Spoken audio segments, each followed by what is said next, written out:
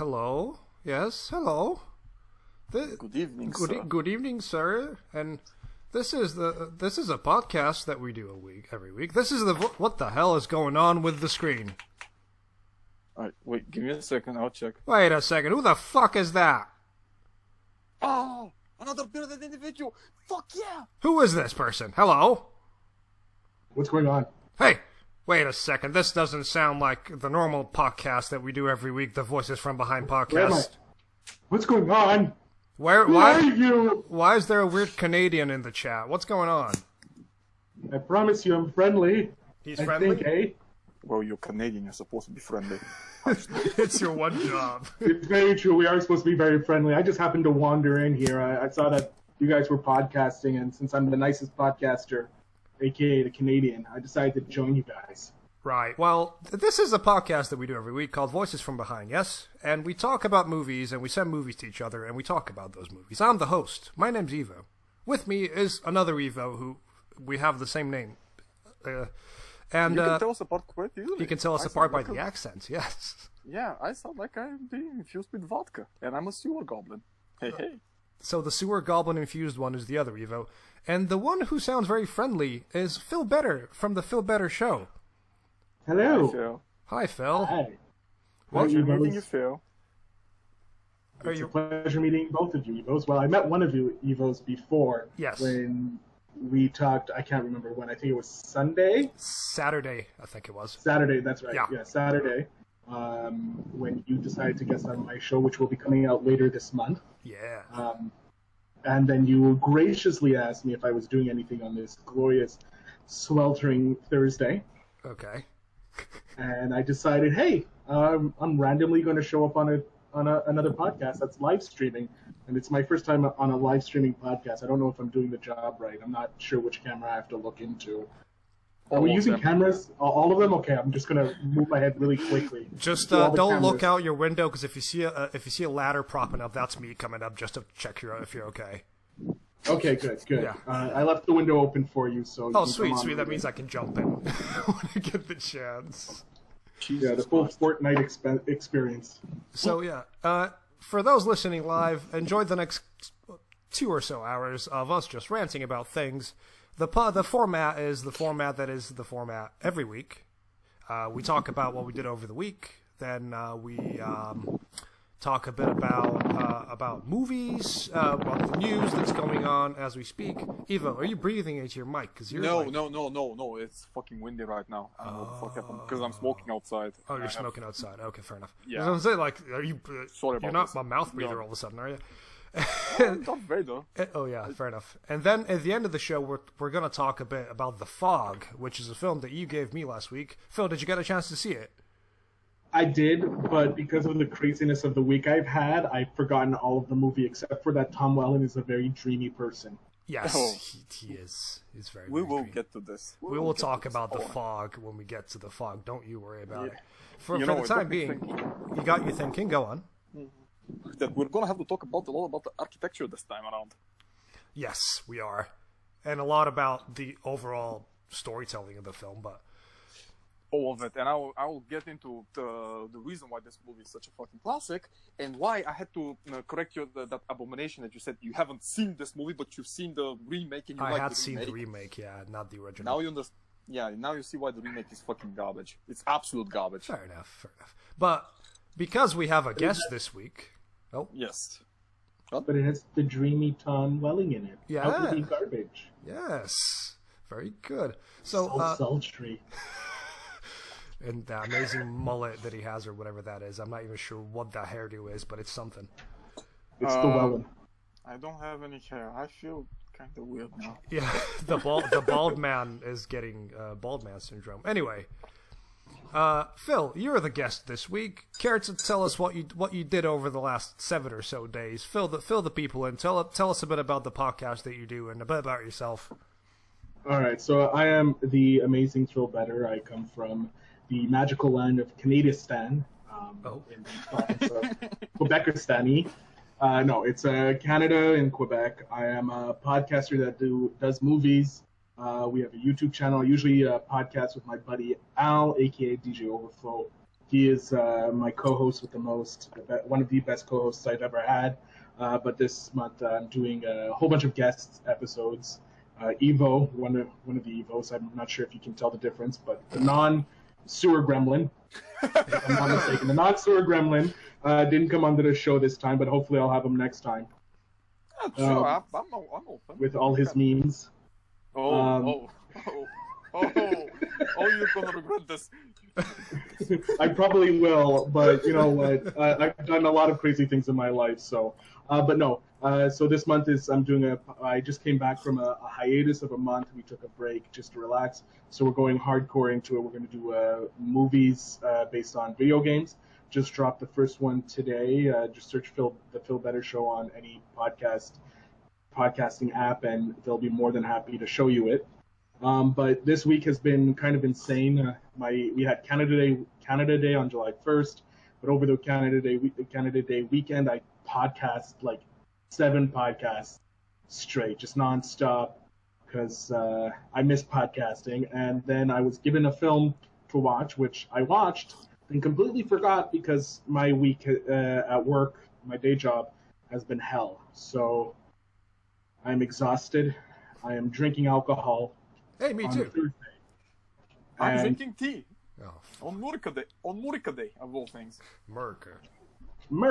Fuck yeah. By the way, for all the American listeners, happy Murica Day. Yes. Happy America Day. Happy traitorous Independence Day. Yes.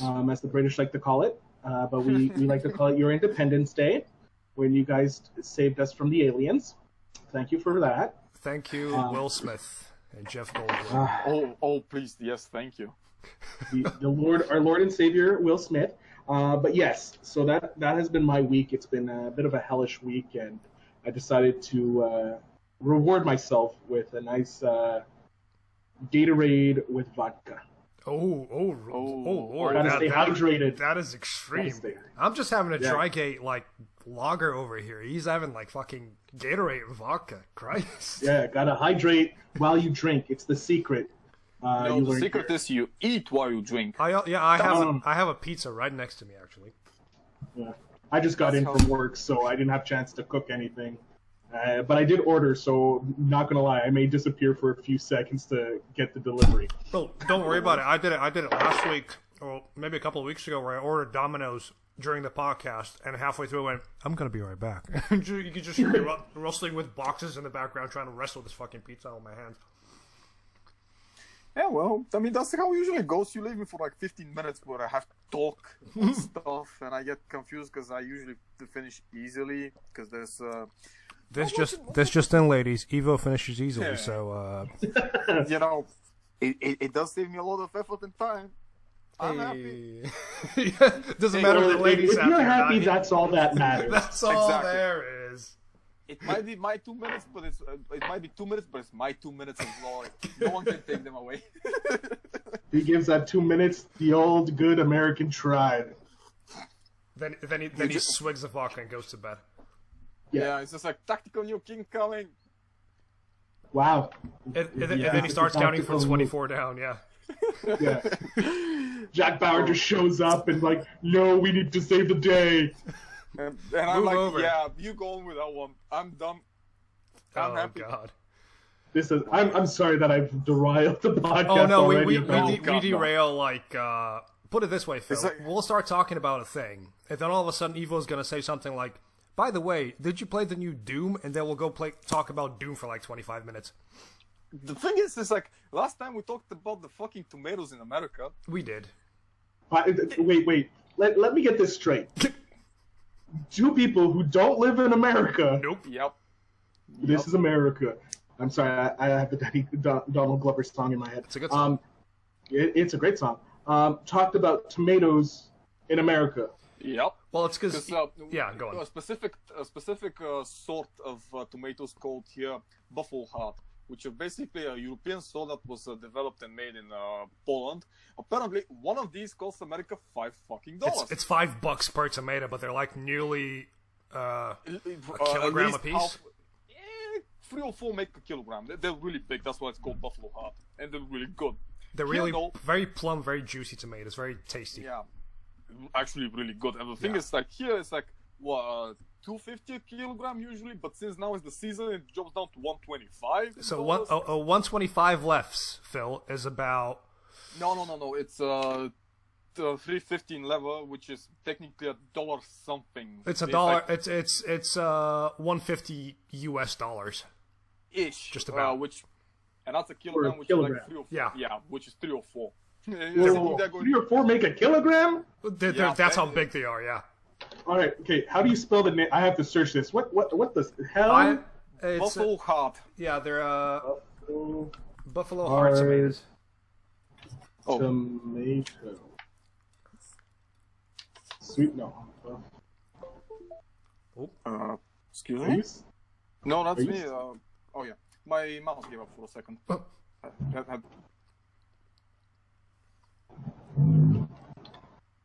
Did you see the tomatoes, Phil? Holy hell! There he goes. Yep. These boys are huge. Yep. Exactly. And well, these cost like $5 in America because they're usually. Actually, it's $7.50 in Canada. That's Canadian dollars, though. Yeah. Yeah, it's Canadian dollars. Yeah, and because they're imported, that's why it's so such a large sum. So they're called buffalo steak tomatoes. Yeah, either steak or heart. It's yeah. Jesus. Nice tomatoes, really nice. If you manage to get your hands on even one, just buy one. They're really nice. Yeah. Also, Phil, you said you had a bad week. I'm gonna leave you a song in the chat. In the Discord chat. No, is the one you sent me for my birthday? Yes, it is. See, our Evo yesterday had a birthday. It was my birthday yesterday, yeah. Happy birthday. Thank you. I'm scared to play this Norwegian reggaeton. Oh, God. Trust me, you're gonna fucking love it. You don't have to play it now, Phil. Just play it afterwards. Yeah, you're gonna absolutely fucking love it. I'm just gonna say, I'm confused. Yep. Because reggaeton belongs in the islands. Yep. Mm-hmm. And I think Norway is an island. No, it's a peninsula. Yeah. It's a peninsula. Sorry, I wasn't sure. They're a little far away from the area that reggaeton is usually associated Grenada. With. Yep. Grenada. How the hell do they have reggaeton? Canadians don't even have a reggaeton. It's mixed with other styles. Evo likes to go on weird binges where he finds very weird fusions of styles and somehow they work. This one, this one was sent to me. I fucking love it. It's amazing. It's how should I put it? Absolutely meme-tastic. Of course. Meme-tastic. Oh, that's joy. Also, apparently a friend of mine called America. They also Brexit 1778. The original Brexit. Yes. Oh no. And I was like, I read through this. I was like, that's good. I'm stealing this one. 1776. My bad. So that's an interesting. Well, I think we have a name for this episode. Brexit. 1778. No. See, it's his coined term. He also coined me as the sewer goblin. Then again, I always thought him I was a sewer. He just added goblin to it, and kind of makes sense. And the vodka infused this because I sound like a really thick Eastern European guy, which I will never drop under any circumstances, no matter how long I live in England. I refuse. It's your accent. You can't really change it if you're used to that. So. No, technically I can, because usually I notice that I slip into a more British accent from time to time. I'm like, no, get the fuck back to your roots. Be the sewer you always wanted to be. Maintain roots. Yes. Great group, though. The Roots are a great group. Yeah, the Roots are a good group, yeah. Never listen to anything by them. Not gonna lie. Well, you're listening to Norwegian reggaeton. Maybe that's why. Yeah. Well, fair point. I will concede this one. This one. There's I'll 1 post point. to you. Okay, 1 point to Phil. Yay! I didn't know we were playing for points. Now the game is on, sir. The Canadian hat comes off. The Canadians coming for the points, Evo. Why would you do this to me? I have to with hockey sticks. Yeah. So Evo, how was your week? Did you have a week? Oh man! So last podcast, I told you that the weather's getting pretty fucking good because it was all sunny and hot and shit. Yeah, bearing in mind, Phil, Evo's in Bulgaria right now. Yeah, so I'm in the other part of The hemisphere. the world. Yeah, this is bad. Mm-hmm. This is really bad. And I wanted to go and watch the new Annabelle, which you told me was an absolute dumpster fire, and what I've seen is probably is a real dumpster fire, but I just couldn't find the people to go and watch Annabelle with. And I'm not really into the going solo into the movies. Yeah, neither am I, Going actually. solo. I actually enjoy going solo to the movies because then I don't have to explain shit to people. Yeah, I mean, that's that's weird. I've never had to explain shit. I usually explain after, never during the movie. Well, you're also a sewer goblin, so they may be scared to piss you off. Nah, I'm usually the pissed off kind. Because we were talking, because today season 3 of Stranger Things dropped on Netflix, which means the whole thing's out.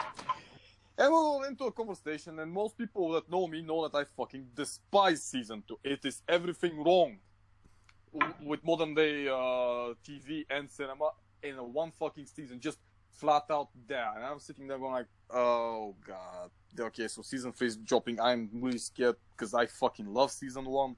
It did everything right. It was literally lightning in a bottle at this point, and season 2 just pissed it all away. It was just. But that Evo bad. 11 had a side quest. No. See, fuck the side quest. See, I here's the actually- issue. Yeah, no. Just before you go on a rant and rave and destroy mankind, I kind of did enjoy the side quest simply because it showed us that there's a larger world without having to really. They showed it instead of telling you. Like, the exposition wasn't needed. They showed you the exposition, so you understood what was going on, compared to some other movies where they just, like, fucking explain everything to you, and you're like, I don't need to be told this. Yeah, but okay, that's a fair point. But here's the thing, though: the side quest was completely, utterly pointless compared to the whole story. It was there just to fill and felt like a filler for probably on this season, because I haven't seen it, so I can't really tell if that whole side quest had an actual point. But then again, like I said, I do need to watch season 3 and get back to you on that one. But season 2, it's like season 1 was really based over the mystery and the tension and building of the tension and the slow burner. It was really good and well made. It made the Gorgon. What the fuck was the name of that? Demogorgon. Yeah. The Demogorgon, yeah, and it made it really look like a threat. It only had one death, and it was shown and done really well, and it had a lot of clever writing and visuals behind it. It was really good. Second season, they literally found a fucking ketchup bottle. Like, hey guys, we found a ketchup bottle. Let's get into the fucking gore fest now. Also, the Demogorgon. Yeah, it's like, yeah, you know how fucking menacing and terrible he was in season 1? Let's just have a fucking pack of them run around. The fuck is this shit? I mean, I was sitting there going like, you literally pissed off everything away. In the first 2 episodes, there was more death than anything else on TV at the time, and it's just pointless.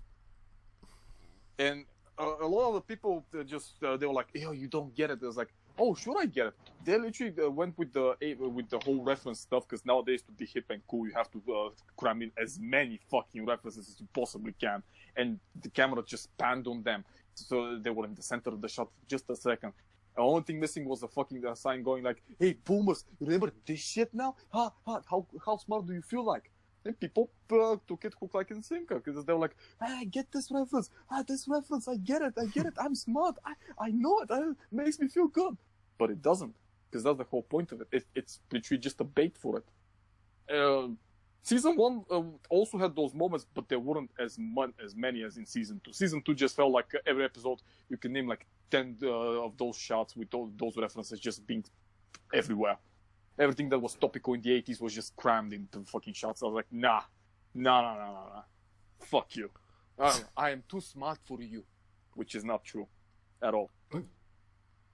Also, I think that the acting took a bit of a hit in season 2, but did it? I think it just felt, because I feel that the writing was the problem with it, not the actors themselves, which is also an issue I'm gonna get to for about Swamp Thing. because I watched the last two no. episodes of Swamp Thing. No, something's still good. Okay, that's good. But I still episode haven't 1 had the was chance so. to see it. What are you doing with your life? I don't know. The first episode was so good that everything that came afterwards, even though it was good, it was never that good. It just get progressively. It's okay, it's good, but it's not that good, and it makes you feel bad because you know that they can do better. It just feels like they kind of can't. Maybe they're saving it for the rest of the season. Well, how many episodes are there? 13? Maybe, but 5 are out. And in the 5th episode, fucking Sandman showed up. Wait, what? My penis. Exactly, Sandman showed up, which was fucking weird. The only reason why I know that was Sandman because he played the Mr. Sandman, the song, the 70s. And it was while Swamp Thing was dreaming and shit, and he was talking to him in the typical. The actor that they got to play Sandman was weird. I can't remember the name now. I'm too lazy to search it out because I don't care. It's Sandman live action. Yeah. No, you know that's never gonna happen. They can't fucking make it happen. Oh, they're making it, by the way. Yeah, they are. Oh god. Yeah, no. Netflix is making it. Netflix is making the highest budget superhero show ever. That's Sandman. But he's not a superhero. Technically, no, but it's the highest comic book property, I should say. Highest budget comic book property show ever. Did you just slap your forehead there? Is that what I heard? All right. No, you could be lighting up a cigarette. Ah. Because I'm a smoker. He smokes. At least something. He's unhealthy, kids. Don't be like him. Exactly. Be like me. I'm having frozen pizza and beer right now. And I'm having vodka with Gatorade. Actually, I'd be like Phil. They have Gatorade over there. We don't. We have Lucozade. We have Lucozade, yeah. What's Which is Lucozade? basically watered down Gatorade. Yeah. It's pretty much. But I think they had to rename it or some shit because I know Gatorade was created in Florida of all places by Yeah, it was named after the for a football team or something. I don't know. Yeah, the Gators. Because they got a fucking chemist to do it because they were like, they can't be drinking water because they need to have them pumped up for something. He was like, yeah, sure, just give me a couple of times. And I was like, sometime, and he was like, oh yeah, by the way, this is Gatorade. It should have everything that football player needs, and became really popular. Two chemists walk into a bar. One of them says, I'll have H2O. And then the other one says, I'll have H2O too. And then he died. Yeah. Would you like me to start with the math jokes? Oh, no, please, no. God. Okay. So If we're starting with math jokes, I'm out of here. I'm just letting you guys know. Phil just disconnects from the call. leaves forever. Also, I found a video about visualization of, Pythagorean freeze. Yes. Okay, so, there's an infinite amount of them, and the way you calculate them is pretty fucking interesting, but it's easy to find. And it was visualized in a graph, because technically you use most of it. Okay. And then I saw in the middle, because it's 0 to 1, the unilateral circle, and every point, because it goes through there, every point on that fucking circle, it looked absolutely amazing. I have never actually thought about doing this, and I saw it being done, I was like, damn! It was beautiful. It was actually fucking beautiful. Then again, I like alcohol. Now you know why I drink as well. And I also sent you another link for your birthday. Yes, you did. The 12 minutes of the Fourier series drawing stuff. Hey, it was amazing. Oh, you can't deny it. I'm not saying anything. Hmm. Did you do anything? Yeah. Did you end up seeing Annabelle? Or did you not actually? No. I think I might go next week alone because this week was the premiere of Annabelle here. I was like, I have to order the tickets probably because there's gonna be people there, and I don't really want to have. Sophia's got plenty of cinemas. You could go to any of the ones that are not. Yeah, but not all of them show it. That's the thing. It was like about 5 or 6, and the closest one was me. And I've been there a couple of times. It's fine, but, it's not the same. Fair enough. Yeah. So, and how was your birthday, boy? What did you do on your birthday? I worked the whole day. That's a sucky birthday. I'd rather work the whole day than sit around and sulk at home. True. So. I'll give you a great story from my birthday, actually. Right, Phil, I don't know if I told you this. I work in a coffee shop. Like, I serve coffee to the masses. Well, I used to do that. Yeah, so I miss doing that. It's a good time. So I'm a barista boy, okay? And I came at work at just after 8 o'clock in the morning, and I'm setting up the cafe, and I'm done setting up. We open at 9:30. First two people that come in are these two women. They're not together, they're separate. First one gets an Americano with hot milk. Second one gets a decaf Americano with hot milk. Hold up. Why are you getting a decaf Americano? Why don't you just get some water? Because they're idiots. Trust me. This is the shop where I go, would you like a regular or a large? And they just say, yes. I remember that. God, do I hate people. So I'm there talking to both of them because I'm serving them separate and whatnot. And I'm making the second one has already seen me take a sachet of decaf, put it in the in the thing, and get it to go in the hot water. And I'm there like frothing this milk, making sure it's hot. I turn around, I sort the plates out, I put the plate down, I grab the fucking piping hot jug full of milk. I put milk in a little jug for the lady, I put it down on her tray, and she goes, "Is this hot milk?" I mean, you could ask her if she wants to try it. No, I literally looked her dead in the eye and just went, "Did you not just see me pour it out of a hot jug?" And she's like, I would have said no. I was like, no. I would have been like, no, it's freezing cold milk. Go ahead and sip it. And then I obviously the second one's been watching me make things for the last 2 minutes or however long it's taken. And I put her drink down and she goes, "Are you sure that's decaf?" And at that point, Hannah, one of the girls I work with, she was in and she was just on the side of the bar drinking her coffee before she started. And she had to walk away because she started laughing. I'm like, this is a great start to my birthday. This is a good time. I just want fucking don't. I'm just gonna kill someone. When I worked as the barista, I did the overnight shift, so 11 to 7 a.m. Oof. Ooh. Which wasn't. It's not that bad. Like, I don't drink coffee either, so like, the first couple of nights were a little rough, but then you just get in the swing of it and you just keep moving so that you don't stop. That's all you have to do. Just keep fucking moving and you're good. And like come like 5 a.m. That's when everyone starts coming in. Yeah, everybody before work and stuff. You got the runners. They come in. They're like, okay, I'll have my cappuccino with and chocolate, I'll have please. with a little bit of sprinkling on top, and then I'll have my latte.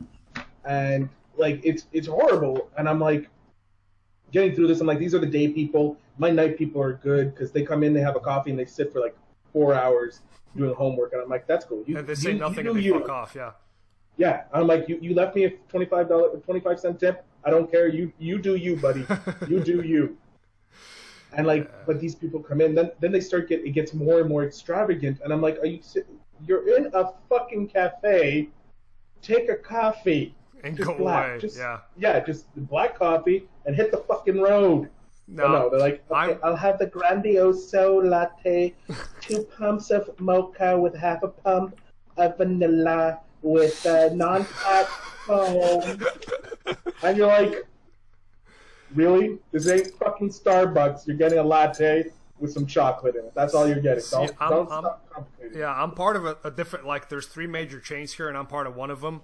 And our shop has mainly old ladies in it because it's like in a department store, and it's mainly like people over 40 that come in, which is the most depressing part. Apart from the staff, all the staff that come in they're all young, and there's some of the girls are a sight to behold. I'll say that much. I think that's the one thing I enjoy most about that shop, is because I get to be a creep. But hey, dude, I creeped hard when I was a barista, man. I made the most inappropriate jokes with the young girls and the old ladies. Damn, I'm glad I'm not working there in the Me Too era. I'm just saying, I'd be arrested. Nah, I've said so many. One of the right around January, one of the girls that always comes in. We always have like, as they say in Britain, we have the top bants. A lot of banter between us.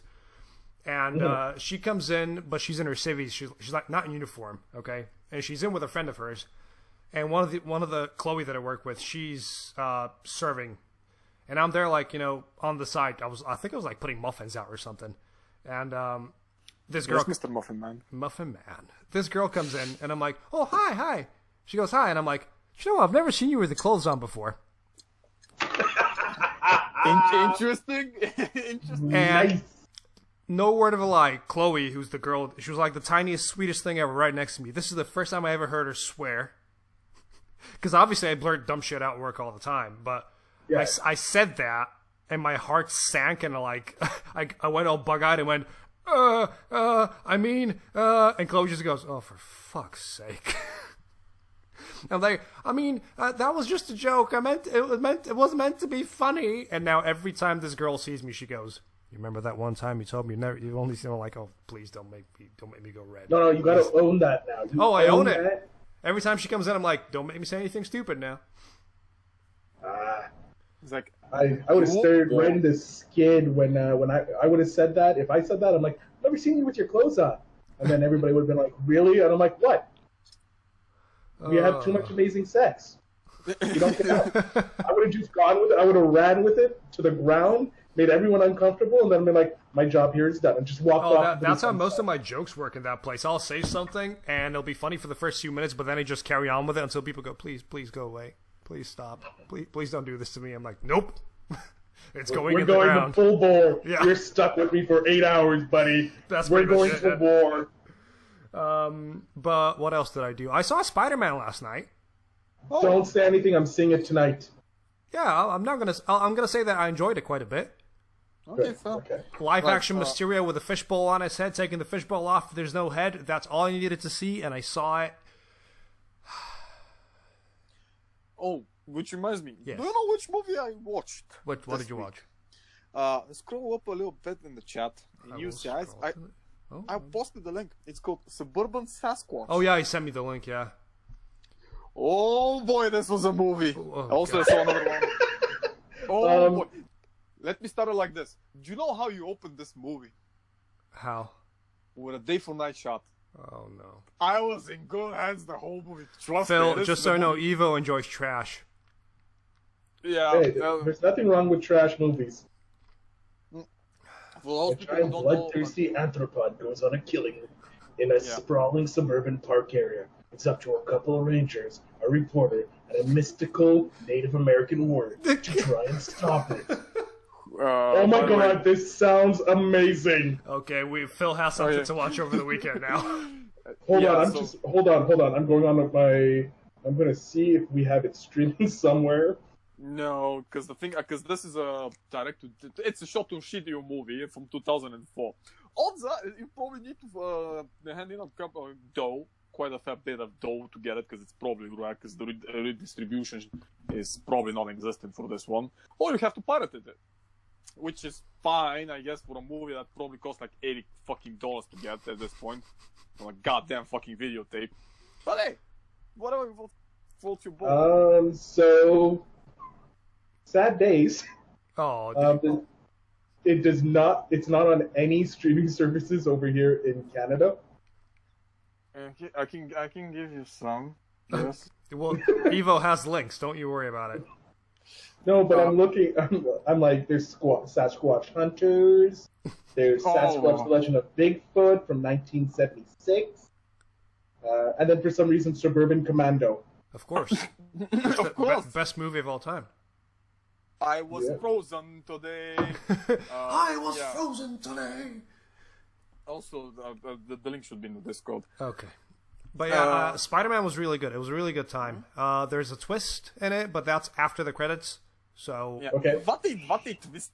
What a twist. There was really good kids stuff. Really good, like, very well written.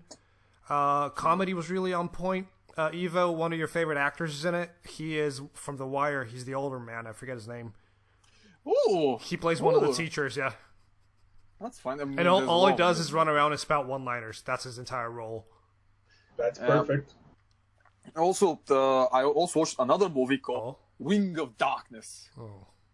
Okay. Oh boy, this movie! This movie! Is this another piece of trash?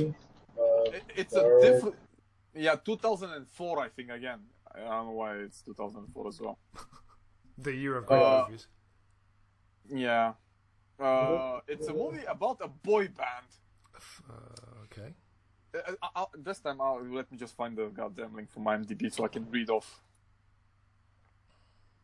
Okay. Well, is it Gargoyles Wing of Darkness? No, it's Ring of Darkness. Wait, give me a second. He's I'll looking at post the link. I found the it. link. This is There the you go. link. Right. Jesus. When the boy band, as lead singer, mysteriously disappears, the media says that he ran away because he could not handle the fame. But reality. Wait. Sorry. But really, the other band members killed him and have... and have hidden their identities as undead from everyone. With an American Idol type audition, the remaining band members choose a new guy to fill the place. Now he must go to an isolated mansion to be initiated, but soon learns what the others really are and decides he would rather not be party of the band. By the way, I just read the official summary written by James, and it does say not be party. Yeah, it does of the say band. party. I want people to know it's not his Bulgarian accent messing up. Or Belarus accent, sorry. It really does say he would rather not be party of the band. And also, but really the other members killed him. So I mean that's just so badly written. But Let's see. Okay, the main actor is Adrienne Barbeau.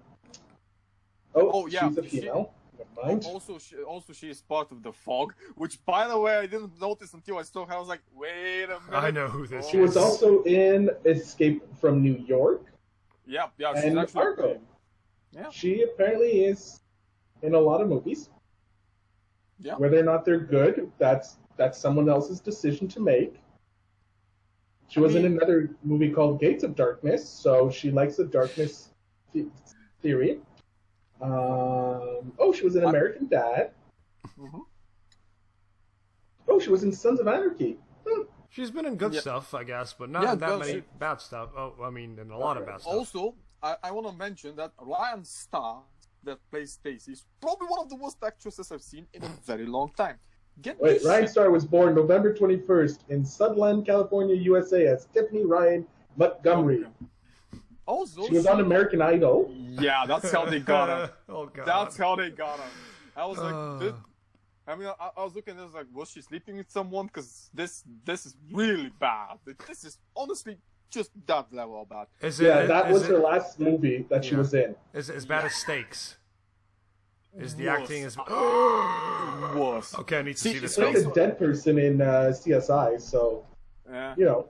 I'm guessing that was her best acting role so far. So. Probably. Oh no, her best was "Give Me My Reality Show." Oh no. Yeah. Also, Greg Sipes is in this movie. Oh. For those people who don't know, he was the voice of Beast Boy and Adonis in Teen Titans. And he was in one of the Fast and the Furious. But also, he voiced Michelangelo in the new CGI Turtles. Who is it? Which one are we looking at? Who? Greg Sipes. He's actually a pretty good actor. Also, he's Beast Boy in Young Justice. He is a good actor then. He was Dwight in Fast and Furious. Oh, I hated Dwight. It's the guy who got hung out. I think.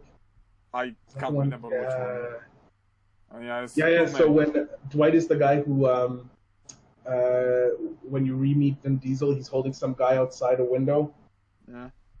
And Paul Walker has to save the guy because Vin Diesel's trying to kill him, or trying to get information about Letty. Oh. Yeah. Man, we're so fucking old. I can't even remember this shit. Yeah, so it's like the actual cast of the movie is not as bad, but by God, at the end of the day, they got paid. I think that's all. Yeah, this is literally a period piece because they literally do the Backstreet Boys. One of the videos where they were dancing on the beach. I can't fucking remember which one. Which was spoofed by fucking Blink-182 of all people. Are you telling me? Wait, aren't Backstreet Boys dancing on the beach in pretty much every video? Yeah, but this is the specific one. And afterwards they go into this emo style / Linkin Park verse. It's just, I was watching this, I was going like, oh no. The main guy. Wait. Oh, I can stream this on Prime. There you go. Yes. Phil's got some shit to watch. I got some horrible movies to watch, and I love how the cover kind of reminds me of what's that movie? Looks a bit like not Deadly Queen Premonition. of the Damned. Not only Queen of the Damned, The Covenant. Oh God, no! Don't start me on the fucking Covenant. Don't fucking start me on that one. Is this the one I'm talking about? Four young men who belong to a New England supernatural legacy. Yeah, it kind of reminds me of one of the posters to that. Yeah, but the Covenant's 2 years later. Yep, I guess they they kind of made it a little better. I don't know. I mean, maybe. I mean, this is the usual stuff that how those late 1990s, early 2000s the mid 2000 movies. This is classic mid 2000 movie. Yeah. Oh my god! And to be fair, it's a TV movie. Yeah, so, that is also true. At least the Covenant came out in theaters. Yeah. Maybe in like one theater, but it did come out. It's still a theater release at the end of the day. Yeah. I mean, but this movie was the full fucking package. You had racism in it because it's like, why not just fucking cram as much shit to make people likable? The lowest common denominator. If it's not gonna be doing and saying bad shit about people with disabilities, is gonna be racism. It's one of those. Early 2000s, folks. No, this shit continues to this day. That's like the easiest thing to do. It is literally the laziest, easiest thing to do. It just if you have trouble, just make them racist. Nobody likes. And they're racists. unlikable all of a sudden. Yeah. Yeah, and they also had the black guy who was accepted in Yale, but he's also a pretty looking boy that wanted to be an astrophysicist. I'm like, okay. Sure. Okay. He sings and he looks and he dances, but he's also good at science, apparently. A smart boy. Anyway, I'm seeing Midsummer tomorrow as well. Ooh, Midsummer, yeah, Midsummer, yeah. Okay. I'm on the fence about that movie. I like Hereditary, so I'm gonna see Midsummer as well. Yeah, I didn't see Hereditary because it looked fucked up. It is fucked up. And I want to be able to sleep at night. It's not that. It's not that. It's more of. It's not even. There aren't any jump scares in it, and there's no actual violence too much. Yeah. It's about the tension of it. That's what makes it. It's about how much a family can actually. It's very human. The whole film. I think that's the most traumatizing part about it. You will feel like you need a shower after you watched it. It's interesting. That's not what I want. I want a movie to make me I leave the movie feeling, oh my god, this was fun, or like I leave a movie like Jason or Freddy or Chucky and be like, okay, there's a small little dog going to try and kill me. I don't want to be real life. I don't need real life. I live real life. The one thing I forgot to talk about this week, I was on your show, right? Yes, that's right. And it reminded me of a great little film called Prince of Persia. Oh, that movie was great. Right. After you and I finished recording on Saturday, I genuinely went and just sat in the tub and put the water on and just sat in my shower contemplating my own existence. Oh, you're very welcome. Because we walked out of Spider-Man last night, and my roommate, and she goes, Jake Gyllenhaal's a great actor, isn't he? Oh, sweet Jesus. And I'm like, and that sort of, when somebody asks something, it just echoes in your head for a minute, and then you go, huh? Jake Gyllenhaal. I'm like, huh, yeah, he's a good actor. I'm like, have you seen Prince of Persia? To be fair, it's not his fault the movie sucked. No. He did his best to act through an accent. Yes. Yeah. Listen, it's like I said, you remember the Doom movie? Oh no. The first one, because if Phil doesn't. We don't talk about the new one. Yeah. Yeah, because it's still the fog. No, the Doom. Doom with Carl Urban and The Rock. Yeah. Oh, I'm actually recording tomorrow podcast. Are we talking about Doom tomorrow? Yes. Yeah. So here's the thing: is like I personally blame The Rock and Carl Urban, even though they did the most they could with the fucking shit they had. I still have to put the blame on someone, and I chose these two. Blaming the two good actors in the whole film. I blame the scriptwriter, maybe, or even the director, before I would blame The Rock. The bigwigs, the fucking director, everything. But, hold on, let's find out. Doom. Who directed Doom? The director was Andrzej Bartko. He's one of your people. Andrzej Bartowiak. He's a Polish man. Yeah. He's directed such classics. Okay, get ready for this. As Romeo Must Die, Oh, That's a great movie. Cradle to the Grave. Yeah, that's also a good movie. That's with Jet Li and DMX. I actually Yeah. enjoyed that one. Street Fighter: The Legend of Chun-Li. That's Okay, I take it back. Wait, wasn't that the one with Jackie Chan was playing Chun-Li? No, that's the good one. Christine Carpenter. No, he has good films. He has Speed as well. He has a lot of good films here. But No, he didn't direct Speed. Yeah, he directed Speed. No, he did not. Original 1994 Speed. Yeah. No, because I'm looking under his director. Oh no, never mind. and John DeBont is the. Director of Speed. I think he was a cinematographer on Species. He was director of photography on Speed. Yeah, fair. That's good. That's fine. That reminds me, it's like I gave him a couple of months ago for him to watch The Void. The Void. It's a really good movie. I suggest you watch it. It came out like 2 years ago, and the movie was done by people who did the cinematography busters nowadays, and they directed really practical effects up the ass. Yeah. So many practical. It's just good. Well, in any case, yeah, I don't want to talk about Prince of Persia again because I will become an angry boy. Would you guys like to get into some news? Sure. Yeah, did you see the trailer for Knives Out? For what? Rian Johnson, the man who directed The Last Jedi, is bringing out a whodunit called Knives Out. And the trailer looks really good. It's an all-star cast. Yeah. You have Chris Pine, Mr. Captain America himself. That's Chris Evans. Chris Evans, yeah. Chris Pine was... Chris Pine is... Yeah, sorry. Yeah. Sorry, no, it does have Chris Evans. Sorry, my apologies. Chris Evans is in it. Yes. If I'm not mistaken, Jamie Lee Curtis. Yep. Oh, God, yes. Yeah, Evo's on. He's on board. He's like, I'm done. Ticket bought. Yeah, you have Daniel Craig. Oh, God, fuck no. Hey, he's the second best Bond next to Sean Connery. I highly disagree. He looked like he looked like a lost puppy, and he has the alcoholic eyes. Moving on, you have Christopher Plummer. Oh, fine. Who else do you have? You have Frank Oz is in it. Yeah.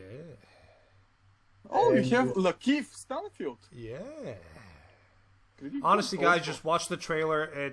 You just get to hear Chris Evans play the douchey, good-looking boy again, and he just tells of people. course. And the whole trailer, I he's wonder just why. he's just there telling people to eat shit. It's fucking great. Yeah, pretty much. It's him from Not Another Teen movie. Yeah, that's his character, pretty much. Yeah, it's amazing. It's a huge contrast, I have to say, from seeing him being like this, like the uberest nice person in the world, to being a dick. Yeah, and you get to see, or I should say, hear Daniel Craig doing a Southern American accent. Oh God, please no. I want to watch this just to hear him going, yeah, what in tarnation's going on down here? I live for that. Tony Collette. Yep. It's a huge cast, and it looks gorgeous as well. Pretty much all the shots in the trailer look amazing. Yeah. Well, that's fine. So I mentioned before we started that Treyarch's in deep shit. Treyarch. Phil, do you do any video games? Do you play video games? Yeah, I play occasionally. Like, I'm not deep into the video game world. Yeah, Treyarch is they develop Call of Duty games. Okay. Yeah. Accordingly to Evo, because I don't particularly care about the COD franchise. I cared up until about Black Ops 1, and that was about it. The best Call of Duty games. Whatever. Yeah. Turns out that there is this term called modern slavery. Okay. And it's pretty much reprehensible the way they treat the Q&A team. Well, the Q&A guys get the most shit anyway. Oh, usually. Trust me, this shit was so fucking reprehensible the way they fucking handle it. Because apparently they had this room, and because the studio's in fucking California, Southern California, where it's fucking hot. Have this room that's usually, and I'll probably get this wrong. For 4 to 6 people to work in, they're crammed 8 to 10 people with the fucking machines and no AC on. No window. And no window, man. Just no fucking. And this is California, so it's already fucking 40 degrees Celsius there. Even according to that's when the fires aren't on. Yes. Yeah, this is during the night, and they have no fucking AC, and they have running PCs in the same fucking room. I was like, there is this whole thing that came up recently. It's, even fucking Kotaku did it because Jason Schreier, that goddamn bastard. Because Jason Schreier has to have some word on it. Yeah, he broke up the news by talking to ex-employees and employees, and the things they said. Jesus fucking Christ. This is so bad. It was like, apparently they came up with a system where for you to get 20 days paid leave, you need to have 6 months of perfect record in the firm. Absolutely perfect record. Not even a minute late. 1 minute late or some, and 20 days are off. Oof. Jesus. Well, to be fair, this is probably the only industry that does not have a union working for it. Well, yeah, because there should be a union happening for fucking video games. I've been saying this for so long. There should be a fucking union for goddamn wrestling, and that shit still that is not happening. Well, with AEW, there's a good possibility. Maybe, just maybe, but maybe the verdict's still out. I know, because let them get TV first, and then we'll look at it. Well, they're looking at doing equal pay, which is great. Listen. The problem with especially with equal pay in these types of things is because you're doing entertainment, and you cannot have equal pay for people who are not part of it. See, if you I think what they're doing with the equal pay, it's not going to be like if me and you go into it, Evo. Yes. We're not, whichever one we go into it. We're both basic starters. We're going to make the same thing. But if you have about 4 years experience versus my 1 year experience, you'll be in a different. I think they're going to do brackets of pay ranges. Maybe. So like, I mean, that's where they're.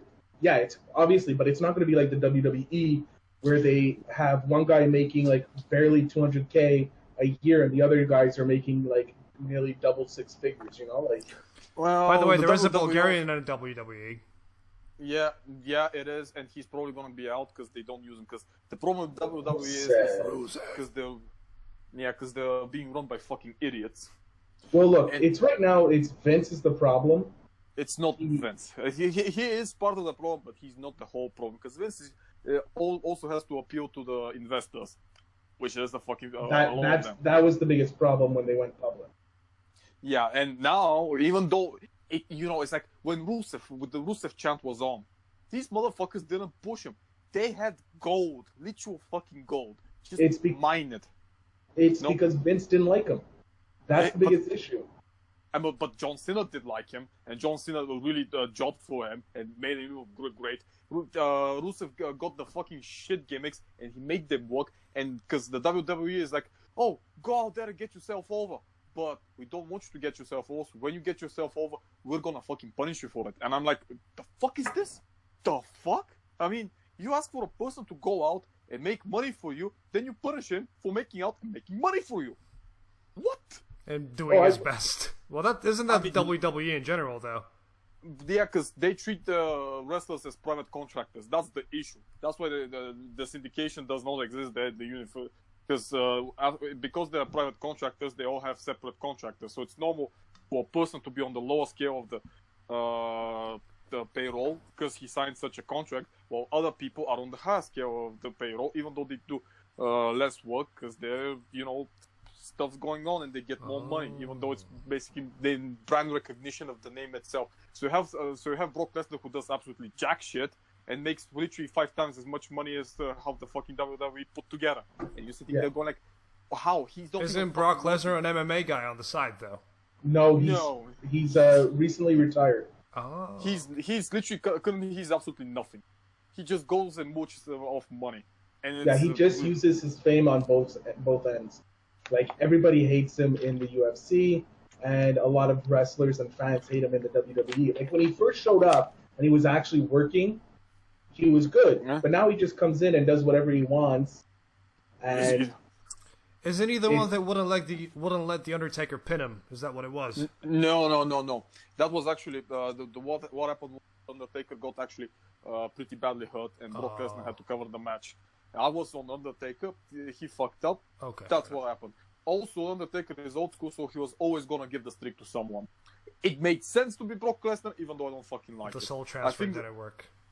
Yeah, I think that the whole problem, because the other fans, they want the Undertaker to be remembered with the streak, because he's an amazing person that gave his life away for the WWE and made it work, and he was amazing for so many years. But he's also old school, so we all knew he was gonna give it away, yet none of us wanted it. Literally none of us.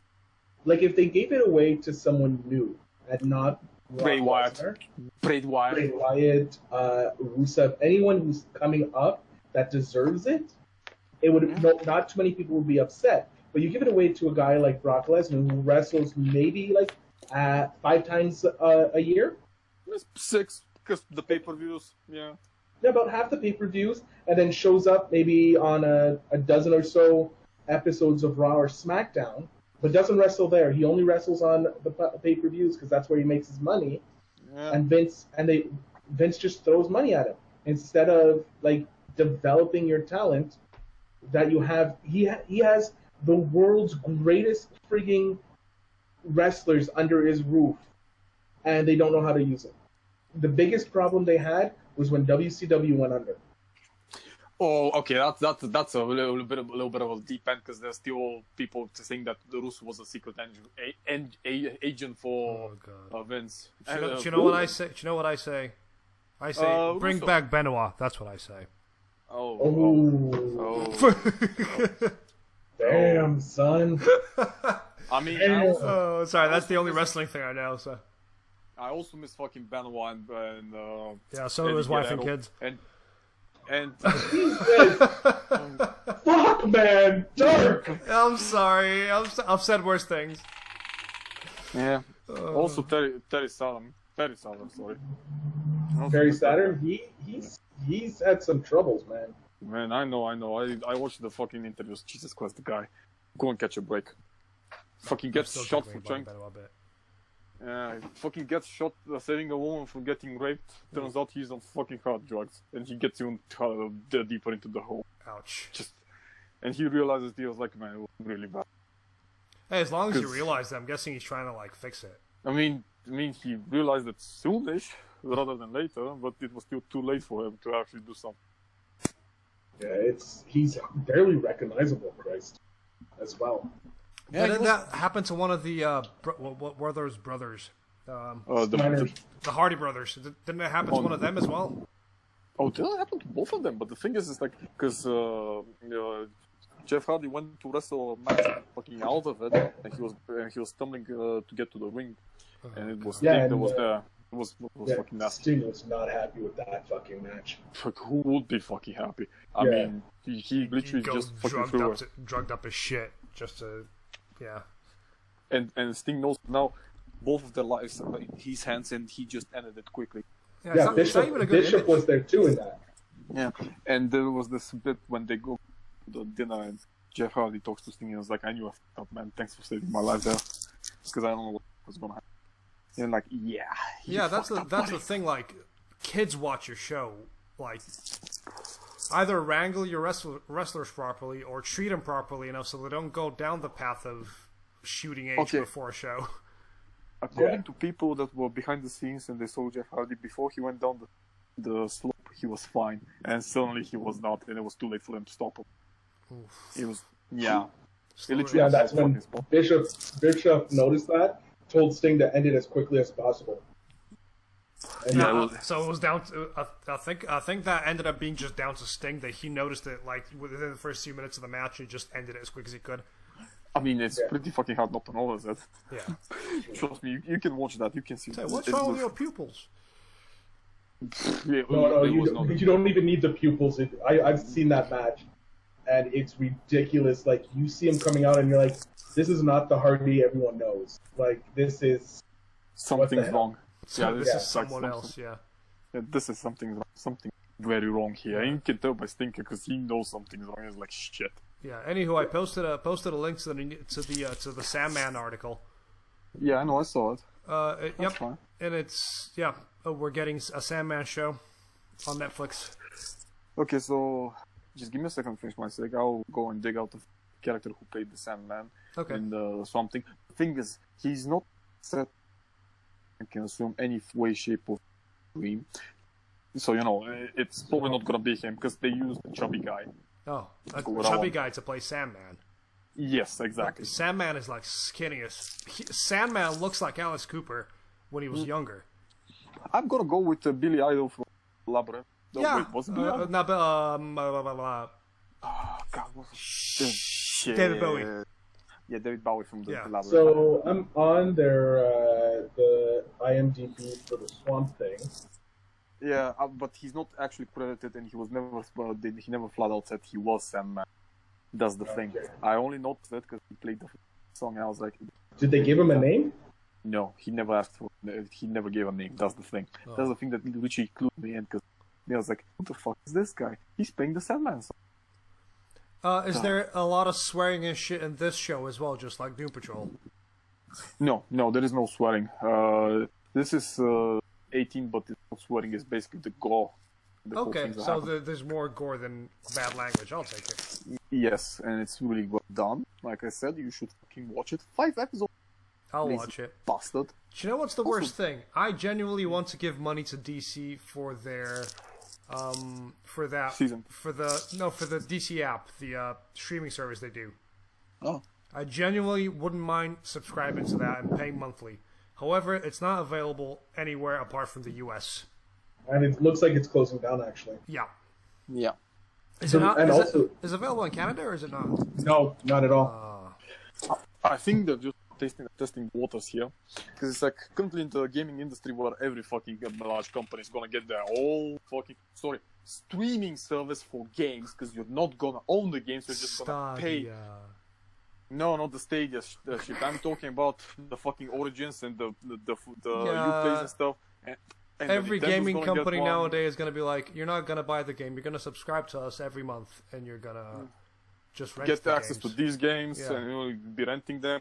Also, EA is a bunch of fucking assholes as always. EA being assholes, I don't believe that for a second. What? EA an asshole? No. No, so technically, let me get back to a Treyarch. Oh, sorry, go on. Because Treyarch could technically contract us to EA. And they get allocated money from EA to do their shit. Fair. Thing is, they hired a new CEO because the old one was poached by fucking Netflix of all people. Which means that probably Netflix is going to go down the drain for obvious reasons. Now, their fucking CEO got a fucking cash injection of 25 million or some shit, or was it 15? Christ. Just because he signed a fucking contract. Like a welcoming gift for him to be a CEO. Jesus. And people were genuinely pissed because the goddamn contractors have to fight for this money. They would literally have to go and fight for it. And this guy just gets it for fucking free. What the fuck? Just because he signed the contract, he was like, oh yeah, by the way, here's 50 boy. Fucking boys club, man. It's an absolute fucking boys club. Jesus. It's like, and now they struggle with the thought that they're actually the bad guys. Because who knew that the surprise mechanics was a bad idea and you abused it? Phil, did you hear about the surprise mechanics? Of course you did. No, I did not. Basically, okay, so in the UK, they had a open talk with the parliament, with the representatives of parliament about it, and they got grilled really badly about the loot boxes. They were like, "No, those are not loot boxes; those are surprise mechanics." Yeah, because there's been a big debate for the last 6 months about loot boxes being a toxic, basically a gambling thing. 2 years. It's been 2 years. Shit. Well, anyway, they're gambling. Yeah, well, they are gambling because you're paying money to get virtual items that you might be able to resell. Yeah.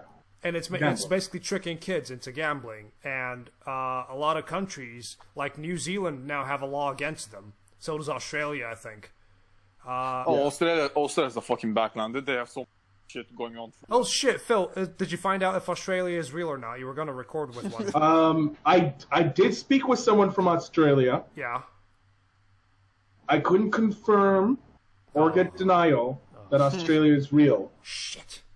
But I have a feeling yes, it's a possibility. That's good. And we're gonna get hooked on a feeling. Yeah, so basically... Hooked on a feeling.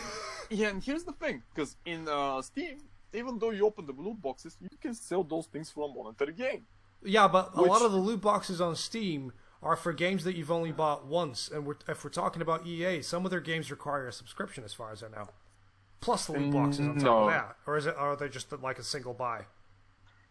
No, they're a single buy, but they cost like fucking $80 instead of the 20 you got for a fucking CSGO, which you can make more money in less than 2 months and just make back on the... No, if it's a free game, I understand loot boxes. Like Team Fortress 2 is free. So you can have a crate and open the crate with the key and get the item. Because that's a way for the game to like maintain its economy. But when you've paid money to get into a game... You've paid AAA prices for a game. AAA. You also get content that's locked on the fucking thing, and you have to pay to unlock it, which is also a fucking travesty. Belgium also put a law together to not have loot boxes, and so EA, to try and circumvent that law, recently came out with, they're not loot boxes, guys, they're surprise mechanics. It's fucking bullshit. But they're running with it, and they're being made fun of by everyone, but for whatever reason they just don't realize it. Also, no, they realize it. They just don't give a fuck because they're lying in that Star Wars money. True. Well, no, Star Wars has been taken away from them, so. It hasn't. It hasn't. Has it not yet? I thought it was getting taken away from them. No, they won't. No, I think they just resigned. Resigned. Shit. And here's but Disney's actually being a bit more like aggressive with them. To make actual games. Well, that's why they gave it. That's why they gave it to Respawn, the guys that made Titanfall, to make that new Jedi game. So, yeah. I mean, that game just looks like fucking Assassin's Creed in Star Wars, which could be fine. That doesn't necessarily mean a bad thing. Yeah. Yeah. As long as they don't make a movie based around it, you know. There's also a couple of things. There's like the red lights that came up a day after they showed the whole thing, because there's like, there won't be any loot box in this game. I was like, yay, but we'll wait, and then I fucking surprise mechanics. Do you know what's the funniest thing about? We talked about it a couple of podcasts ago. Phil, do you know how they described the reasoning for having loot boxes in the game? I just want to hear this golden reason. This is great. So basically, hey, you go to McDonald's with your kids, right? And they go, yeah. Your kid doesn't know what they're going to get in the Happy Meal. But then you pay for that Happy Meal, and they get a toy, and they're happy. The loot box works the same way. You pay for it, you get something out of it, you're happy. And it's like, what? Like, can you... No, but you see, here's the thing. When I go to McDonald's, I can walk into a McDonald's without paying. Yep, that's all. Imagine having to prepay, like, sorry, it's $10 to get in. It's $10 at the door, and then it's whatever you pay for your meal. But you have to buy something. Yeah. Like, that's why I don't go to clubs, because clubs here charge a cover.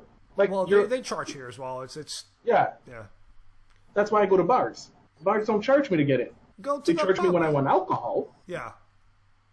That I'm expecting that. Like, that's like I walk into a bar and I'm like, okay, I'll have a Guinness. They'll be like, okay, that's $8. I'm like, fair. Here's a 10. How much?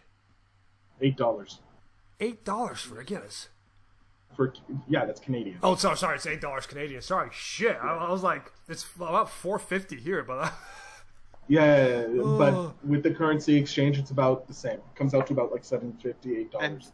And I have to say that they have to import the Guinness as well. Oh, that's a good point. Yeah, so it's a little more expensive. But yeah, so like I walk in, I don't have to pay. So like the loot box, are you trying to tell me the loot box is like me ordering a beer in a bar? Wait, but your kid, they have the toy. They're happy. They had the loot box. They're happy with the toy. No. You order beer, but there is a... Yeah, but I can also just buy the toy by itself. Yeah, there you go. There's a beer, but there's a 30% chance it might be alcohol-free beer. I am not playing that game. I think you walk into the bar, you look at the board, and you go, nope, I'm turning away, and I'm going back. 30% chance that you'll get a non-alcoholic beer. Nope. Do you want to play? Fuck no. I'm not paying $10 for this. Yeah, I want 100% that is alcohol in my glass. Ooh, it's just pure like ethanol. That's what you. But it looks like beer. Hey, look, if it can get me drunk, I'm not going to turn it You down. take 2 swigs, fall under the table. It was a good night. Best $10 ever. Oh, that reminds me of a joke but I'm not going to say because it's too long and it's not time for jokes. But, yeah, loot boxes are bullshit. That's about it. Really. On a free game that you can download, no problem with loot boxes. Yeah. Because I understand that they need to make the money back. Currency, like I play a couple freemium games on my phone, and there's ads every once in a while, and I'm like, okay, whatever, it's annoying, but they're getting their money to continue the game. Yeah. Or if I want to buy a loot box or the shards or this currency that's in game, it costs me money. That's fine. I understand that. I didn't pay for the game, but I'm supporting the game. If Same I'm as YouTube. shelling out, yeah, like whatever. I have to pay to see the freaking ads. I don't have to see the ads if I pay, okay, but if I don't pay, I see ads. Oh, God. Sue me. But then now that you said that. Now that Oh, no. EA introduced unskippable ads in their games. Oh, yeah, they did. 2K did. Look, if it's a free game and there's ads, I'll live with it. If I paid fucking money for this game and there's still fucking ads in it, Did you not hear about 2K NBA? Is it NBA 2K? Yeah. It was where basically you'd have, say, you load it up. You're playing the basketball game, yeah, and you're getting the basketball going, and obviously the game's loading and it's like showing your formation, which players you got going, and they made it look like an actual broadcast, so there's a real ad playing, okay, and then the game says, "Oh, I finished loading." But you still got another minute of ad to watch, so you can't skip it. And that's the current status of affairs with the new 2K basketball game. that is so annoying. Yep. Oh, sorry. Would you like me to remind you the system worked in 2K19? So you have your own fucking player to play with the NBA or some shit like this that came up with the FIFA stuff. All right, fair. So now you can customize them. You can always customize them. Put different fucking hairdos, shoes, shit like that. Okay, fair. But for you to change and see how it looks, you can't see it. You have to pay for it. Oh, no. So you see how it looks. But if you want to go back to the last one that you used, you have to pay again. You're kidding me, right? Nope. Oh, People are really fucking pissed. No, this is 2K. This is not just EA. This is 2K. And 2K went far and above. Apparently they had a screen in the beginning, and this was like fucking months ago, so it's probably out already. Because it was a real fucking stuff. Because Belgium and Holland and the other ones banned it, and they literally had to stop the fucking service for the game. They had a screen that says like, if you're part of these 2 countries, please contact your local representative and tell them that this is not loot boxes, so we can fix this. And I was like, oh, you motherfucker. You absolute fucking motherfuckers. Oh my God. That is just putting corporate greed above everything. Exactly. Yeah, but that's EA. They don't pay taxes. They don't give a shit. No one fucking pays taxes in America. Come on. That's an obvious lie, because if you have to be scared from one thing, it's the tax guys. Yeah, you don't fuck with the tax guy. Yeah, it's like, you can get away with fucking murder on a large scale, but never away with taxes You better unless pay you're them taxes, really boy. fucking high. Yeah. That's how they got Capone. It was on taxes. Yep. Yeah. Never Like, fuck with the That's how they got Wesley Snipes as well. Oh, they got him on a lot of things, including wife beating. Come on. Oops. And taxes. This is what I don't understand. Like, you're already putting out a game that you've nearly killed your staff.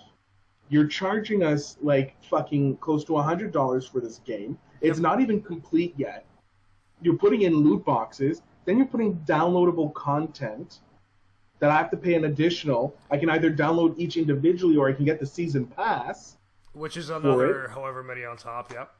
Yeah, it's like and sometimes even the fucking season, like the downloadable content isn't even finished yet. And over here, I just shelled out 2 G's pretty much for this one game, and I can only play it online. But to play it online, I have to buy PlayStation Online and shell out another like $100 a month or some shit like that. And then I get and it goes down most of the time. And then after like a month, I'm fed up because I'm playing with these toxic fanboys who are just yelling at you and going reek and whatever. And you're like, I'm done. Like, I'm not playing this. I just shelled out so much money. $300 on nothing, basically, yeah. On a game that I play maybe 2 months because then I get annoyed. So that's why I always make sure that the games I buy have a fucking single-player mode so I can just play that and fuck the online. Yeah, also, you know that the new COD that broke a lot of records for the COD series. The new Mud from Booty, yes. Yeah, it's like it broke every. Was that COD 4 or was it? No, the one with the battle royale mode. I fucking forgot. Black Ops 4. Yeah, or Black Ops, whatever. Yeah. It made a lot of money. Black Ops, the blackest of the ops. Yes. Yeah. Black Ops. It made the 7. most money a COD game ever did. But the investors were not happy. What? Because there was no loot boxes. No, they had. Oh, they had loot boxes. They have like paints for your guns and everything. Yeah, but see, here's the thing though. Usually these games have a trajectory by the sales and predicted estimations. You know, going back into maths reasons. And once in a while you are actually gonna hit the ceiling.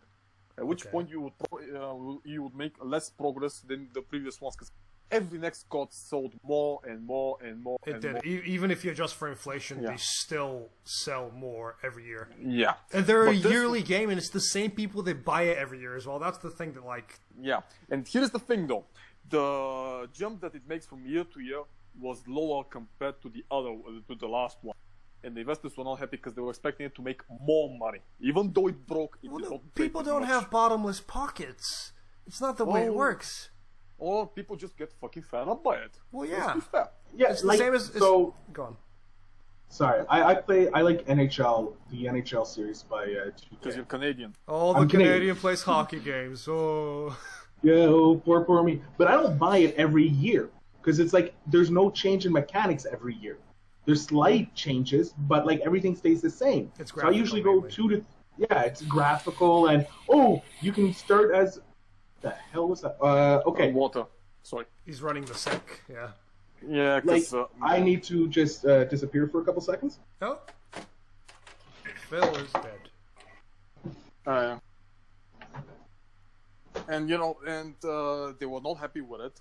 And it was really fucking sad, because it made more money than the previous ones. And the official reasoning why it didn't sell as much by Andrew Wilson wasn't the fact that they didn't have any single player, because that was a big fucking problem. It was like, because the battle royale mode wasn't on time when we released the game. Maybe because people want to play fucking single player. Or maybe because people buy the Treyarch games for the zombies and not for the battle royale. Maybe, just maybe. Actually, what I heard from the battle royale was it was actually good.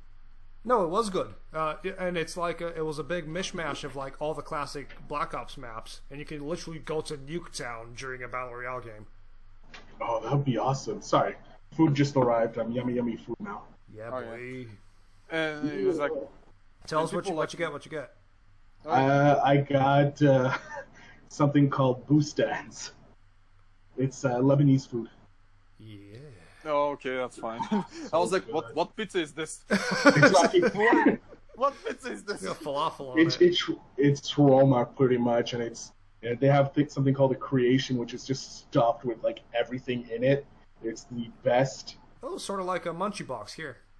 Sure. Scotland has, you pay a tenner, and you get a munchie box, which is pretty much everything you might get as sides, but in a pizza box. So you open the pizza box, and there's like 10 wings, a bunch of doner meat, a bunch of chicken strips, a bunch of breadsticks, a bunch of shit, a bunch of chips, a bunch of crisps, everything that you can imagine.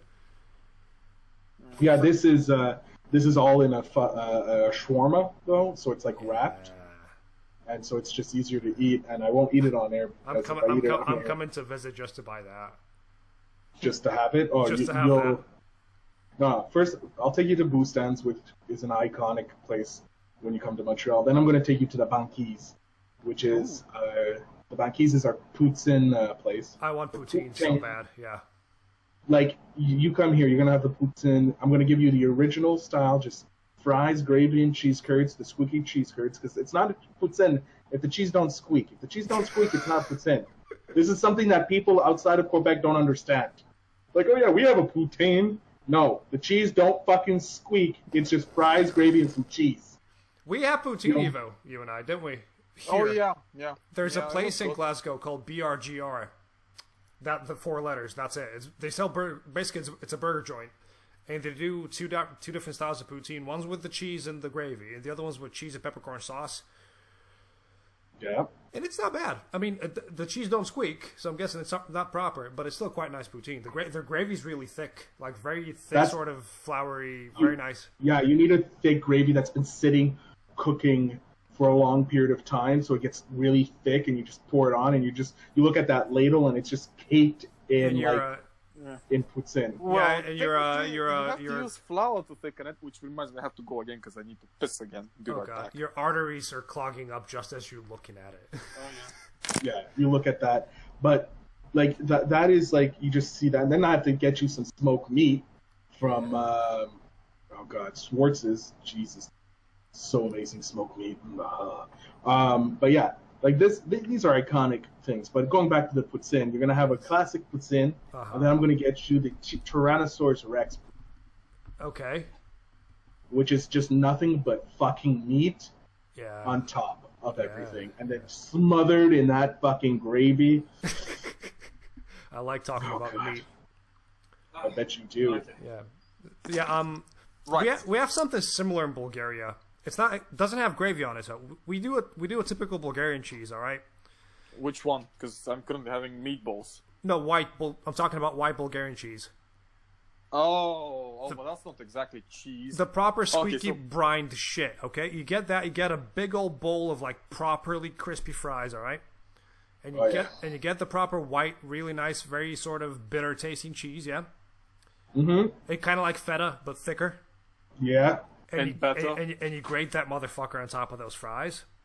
Yeah. Just a tiny bit of salt, and that's it. And you can eat that. Sorry, I do apologize, and a bit of black pepper as well. Now you're talking my language here, guys. Yeah. Bulgarian cuisine's fucking great, man. I kind of miss it. You're in Balkan. To be fair, it's Balkan because all of us have kind of the same shit. We all got fucked by the Turks at some point, yes. Didn't everyone? So, by the way, talking about food, I'm having the meatballs. The meatballs. No, but they're different because see, when you're thinking about meatballs, you think about spaghetti-sized meatballs most of the time. I'm talking about 3 times that size. Wait, are you having the Kaufland ones again, or? Yes. Basically, Phil, imagine a burger patty. Yep. Shrink it a little. Okay. Add some proper tomato-based like dip on the side. Ooh. And a little bun to go with it. And I'm not sure if you have anything Bulgarian in Montreal.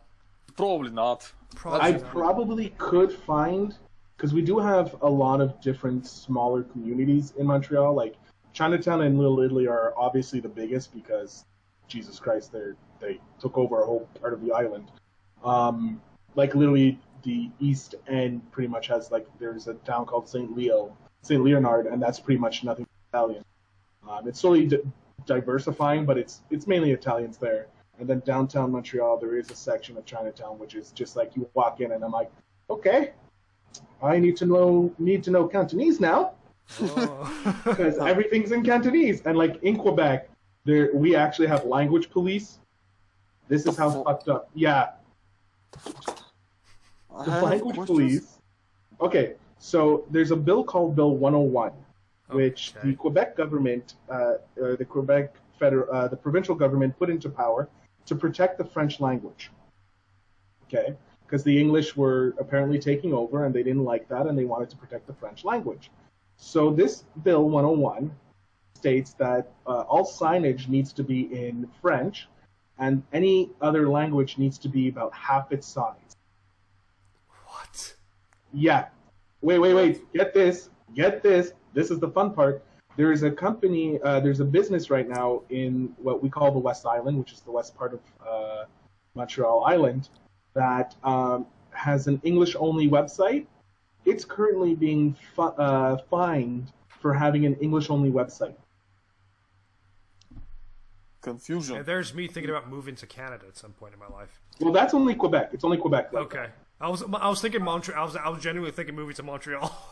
Well, barring the stupidity of that government. Oh yeah, I forgot to mention, they just passed a religious ban. Okay. So you're not allowed, if you're a civil servant or work in a place of authority, so teachers. Yeah. You're not allowed wearing any religious symbols. That's fair. Wait. In not the House of Commons, but like the place where our government meets, right behind the big chair is a giant fucking cross. Okay, that's dumb. It's a bit hypocritical if you ask me, but it started a while ago. Another one of the governments that came into power tried to pass a law similar, but it's really just to go after. It's Islamic phobia. It's mainly after ladies wearing the hijab or the burqa. Oh, it's the same here in the UK. It's ridiculous. Like they're trying to force them that if they go for any, like, their license or anything like that, they have to take off their burqa. And like I can see where it's like that's an issue. One of the governments actually tried to pass that if you got onto any bus, you had to uncover your face. You weren't allowed to cover your face. Okay, there is a reasoning for this because I recently went to change my passport and I need to take the picture. The reasoning is this. See, when they make the biometric, because all the passports and IDs are currently biometric, they need to see your face because the ratio between your ears and your nose and the rest of it are preset, and they're always like this. No matter what you put on your face, unless you have surgery, facial surgery, they always remain the same. So they need to see how the fuck you look, so it doesn't. We don't have biometrics here. What? Yeah, it's different. Yeah. The fuck is this shit? Yeah, in Canada we don't have biometrics. They may have some sort of biometrics, but like on your driver's license or your passport, like I can understand official government document. Yeah. But that's just dumb because that's the reason here. Because I went in and it was said like you are allowed to wear a hijab and a hat and whatever, but you need to have your ears being shown and your face. So it's like you can wear this, but you need these things to be shown because it's needed. It's which you need. They will not accept it. Really getting on the bus. Like if I wanted to take the bus and I was wearing a hijab, I wouldn't be allowed to get on the bus. This is what the law they were trying to pass. Well, you have also that goddamn moron Denis Trudeau, whatever the fuck his name was, the Prime Minister of Canada. That guy's just... You gotta be a bit more specific. There's been a few French guys. Oh, the young one, the progressive left one. Oh god, we're going political again. Trudeau? Wait, what? Justin Trudeau? Yes, same one. Why did I say... Did I say Dennis? Whatever. Yeah, you went Dennis, and I'm like, who's Dennis? I was like, oh. Like, I'm Canadian, and I know some of my history here, but I don't think there was a Dennis Prime Minister. Look, wrong as Dennis.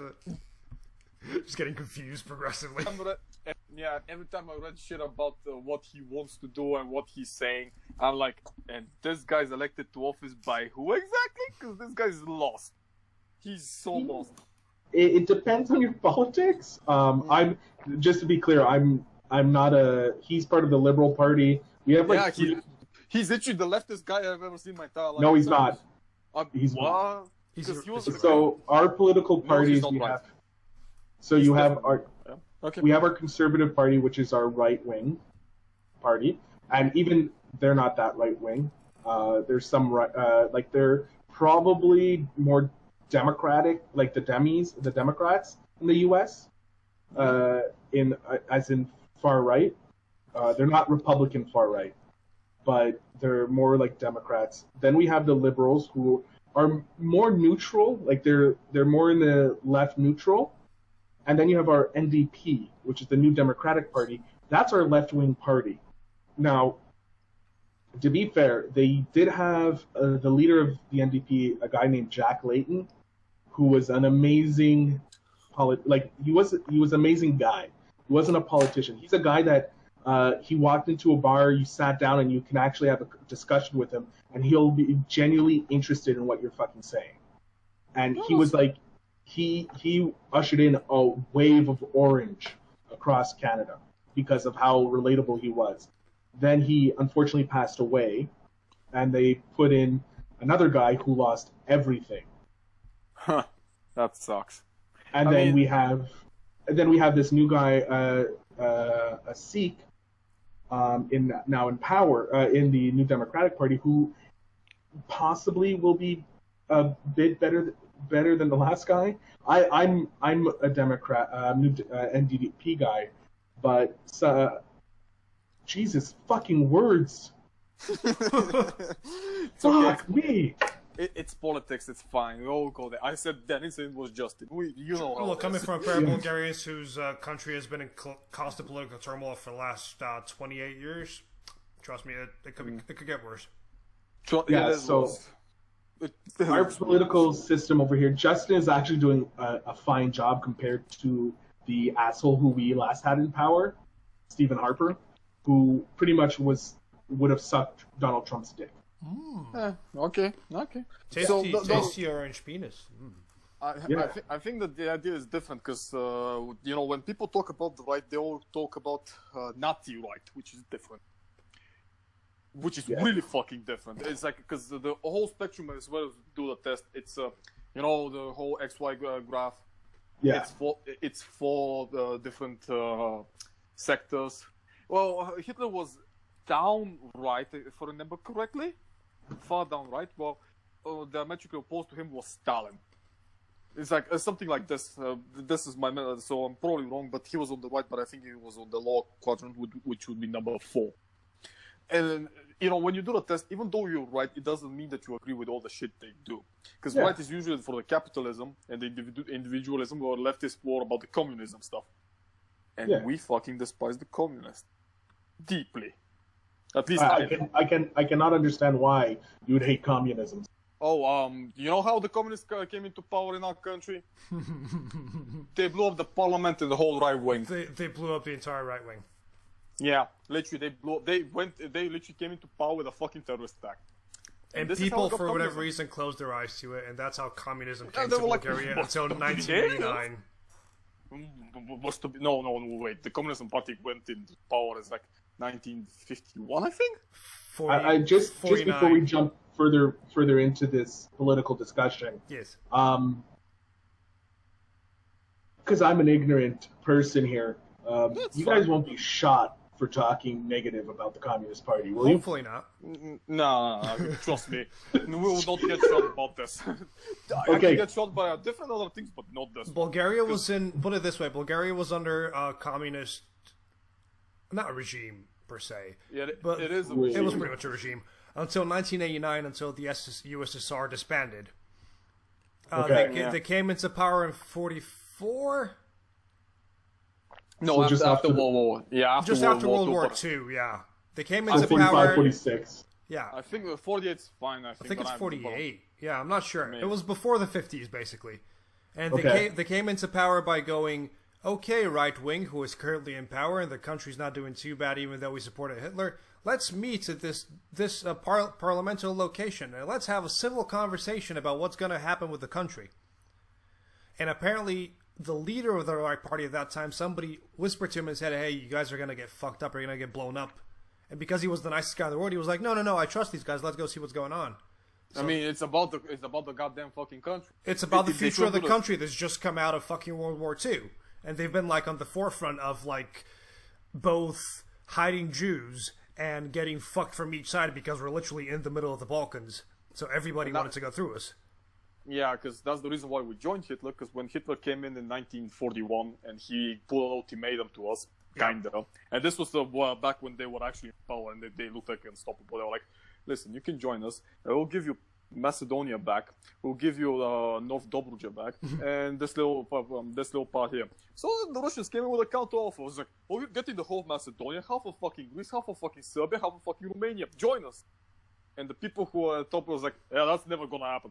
None of these countries will ever fucking have their fucking territories being given to us. And guess for no what fucking happens? reason. Yeah, we ended up getting fucked over, and then the two parliamentary parties met.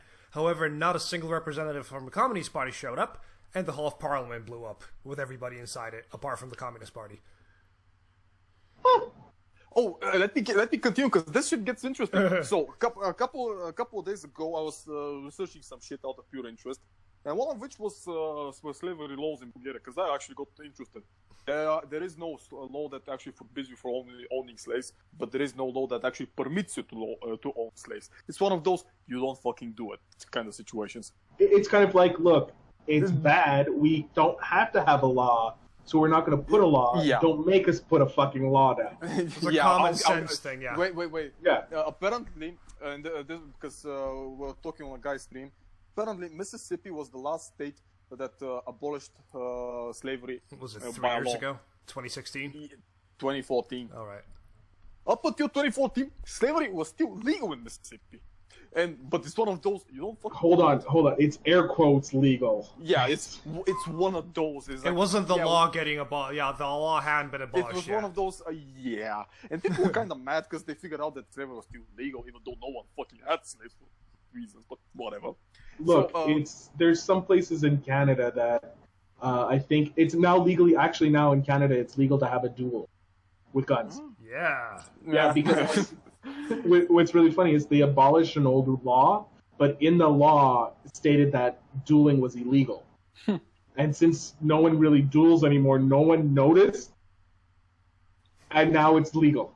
It was legal for a bit. They put a law back that says dueling is illegal, but for at least a good 2 to 3 days, you could literally challenge someone to a duel and not be arrested for it. You take your glove off, you slap him across the face. Sir! Sir, a duel? Pistols to the are drawn? for this fair maiden's hand. It's some random woman in the street like, the fuck are you guys doing?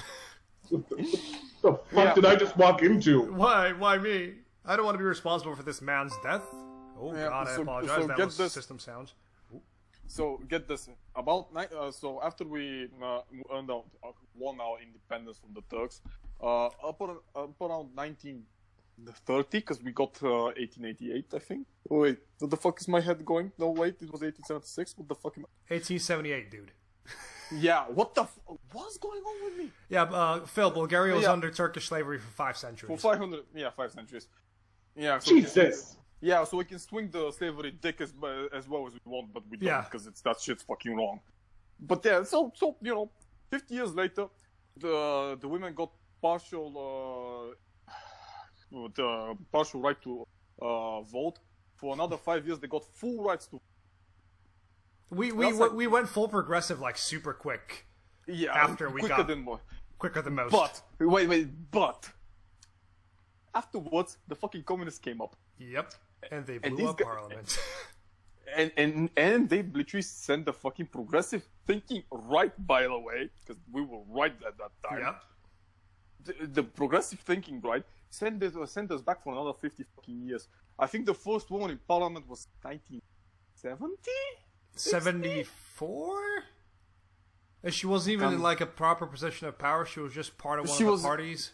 Yeah, she wasn't even in any kind of position. She was just elected for some reason. Yeah. Because progressive, I guess. They're trying to be people. Yeah, They're sitting there going Bulgaria like, is still recovering from the communist regime, which ended in 89. Both Evo and I grew up in a post-communist Bulgaria where everything was kind of shitty up until like maybe 2005. No, wait. It was so bad that my parents had to smuggle stuff and make diapers for me because they couldn't find diapers. Just with after no 89, diapers. yeah. One of the funniest Yeah. stories my dad has ever told me, because apparently these were like the transitional times. He's like, you like bananas, don't you? And I'm like, I like bananas. He goes, well, we didn't have bananas. Only on New Year did we have bananas. We had to fight for the bananas. I'm like, oh, Jesus Christ. All right, never mind. Yeah. So I'm just looking at Canadian history with the women because you brought that up. The first woman to appoint to serve in the Senate of Canada was a Corrine Wilson in 1930. Nice. That's pretty See, good. that's progressive. That's good. And the first time we technically have had a female prime minister. She didn't last long. Oh, no. To be fair, She, it was in 1993. Her name was Kim Campbell, but she took over because what happened here? Well, yeah, because Mulrooney, to the conservative, which shows in the next line, February 93. Oh yeah, so in February 1993, Brian Mulrooney announced his retirement from politics. So the Minister of Justice at the time, Kim Campbell, emerged as the leading candidate to replace Mulrooney as the leader and prime minister. Campbell, she won the leadership election and became the first female prime minister. Oh, that's nice. But she... How long did she last? Give me a second. She didn't last very long. It was a few months. Yeah, because apparently they have to do re-elections that should happen. That's fine. I think that's by law. Yeah, she was prime minister from June 25th, 1993 to November 4th, 1993. No, that's fine. It's I mean, it makes sense because this is the transitional era when something bad happens. It happens every once in a while. You know, unforeseen. She had 132 days in office, the shortest term. Oh no, the third shortest term serving prime minister. Wait, there's someone who has less? Yep. Usually 2 days in power. Yeah, it's usually in times of war when those things happen. I think that in England that shit happened during World War II, but hey, don't quote me on that one. I'm not particularly well versed in English history. Actually, I have no idea. Yeah, because I think we also had this type of situation. We had many situations, but ours. Hold on, I'm learning something. Phil is learning his own history, guys. Yeah. I mean, this is amazing. 68 days. Damn it, why couldn't you be 69? Damn it. Nice. So, okay, Mackenzie King, McDonald, yeah, those guys are long term. Pierre Trudeau, Jacques Chrétien was only 10 years. Laurie was 15 years. Stephen Harper 9, 8, 5. Let's go down. 1 year. So the shortest was Sir Charles Tupper with 68 days.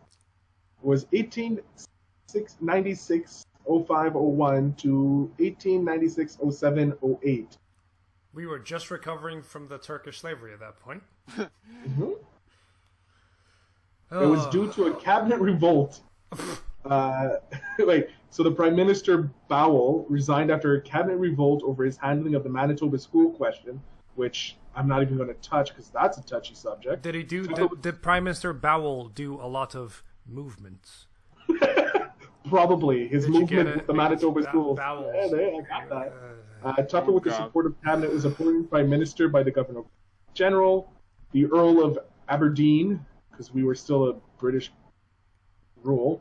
Technically, we still are. Tupper was the fourth and last Prime Minister to lead the Conservative government after MacDonald's death in 1891. Oh shit, you guys technically still answer to the Queen, don't you? Yeah, she's technically our head of state. Oh. And so we have a Governor General who runs in her stead. She's a figurehead. She doesn't really have any power. It's like in Britain as well. Like she's just the figurehead. She barely has any power. I think they still give her some executive decisions, but she does have like some power, but like the Senate or their House of Commons or the House of Lords can pretty much overrule anything she wants. Right. But like over here, she's a figurehead. Like the job for our Governor General is pretty much she signs the bill into power. Instead of the Prime Minister signing it, she signs it into power. That's pretty much what the Queen does for us. Well, look at this. This is supposed to be a movie podcast. I was about to say, I'm going to make an executive decision for us to get away from political history talk. Yeah, because we can go on this for a long time. Evo and I did a couple episodes in a row where we just talked about Bulgarian history. Yeah. I mean, the subject is really interesting. It's a very interesting subject, yeah. Yeah, because I was going to say, because in our culture, even though we're technically a patriarchy in its strictest forms, women are considered always equal to men in a lot of cases. The thing is, because mostly when we were fighting against the Turks for our freedom, the women were fighting next to the men. Yep, but that's not documented anywhere. Or people refuse to share the documentation, mostly. They refuse to share a lot of documentation. That's probably good if it's never shows for shows like, because it's gonna start a fucking war. Yeah, A couple of them. And you know, there's like, and there is always gone respect, but in the family, it's a patriarchy. Outside the family, it's fine. It's really weird. It's like kind of progressive, but it's not really. It's progressive and backwards at the same time. Yeah, but you know, it's fine. You know, that's why I was like, when did actually women get to vote in Bulgaria? That's an interesting question. I think, that's really soon. And mind you, after our independence, we still had a couple of fucking decades trying to sort that shit out. Fucking Mongoloid in England World War decided. II came and no, and the fucking Mongoloid in England caused the fucking turmoil. Used to sack of shit. I swear, I'm gonna shit over Gladstone's grave before I die. That's my one fucking thing I wanna do. So I'm gonna just jump in here and going back to food-related stuff. Food. Yeah, I'm eating my meatballs, which are part pork, part fucking beef. And they're grilled. Oh, yeah. And also, yesterday I had the steak ones, though. I had 54% beef, 41%... and the day before that, I had 72% pork and... Okay, Evo, please, no, I'm getting hungry. I'm just saying that right now, Evo, Yes. England Evo. Yes. Yeah. Wait, no, he's England Evo, I'm Scotland Evo. Scotland Evo, sorry. Yes. You actually have a Canadian icon in your town, depending on where you are. I think it's in Edinburgh. I'm in Glasgow. He's not in Hold on. Edinburgh. I think it's in Glasgow. Oh. You have... Give me a second. I'm looking right now. There it is. It's on Argyle Street. Okay. That's The close, I think. actual address is 184 Argyle Street in Glasgow. Argyle. Why does that sound so freaking familiar? 184. There's actually- That's near the West End. It's not even near the West End. It's in the middle of town. It's right next to Central Station. Go on. That's a McDonald's there. There's something called a Tim Hortons. Oh no! Screw you, Phil. Tim fucking Hortons. That's what you point to. Do you know what's? That's the first time I ever saw Tim Hortons when I came to Glasgow like a couple of years ago just to look at the city, and I went to try it. Did you have a double-double? I just wanted some donuts. And They don't have donuts there? Yeah, no, they have them, but they just gave me these weird soggy things that looked nothing like donuts. Oh, I like this. Have you tried Timbits, though? I have the small ones are really good. Yeah, the small. Those are Timbits. Those are the best. The mix of 10 for like $4.50 or whatever they are. Yeah, Yeah. they're a good time. They're a good time. Have you tried the ice cap? No, I haven't been to Tim Hortons that much. I've only tried the Timbits. I've had their coffee.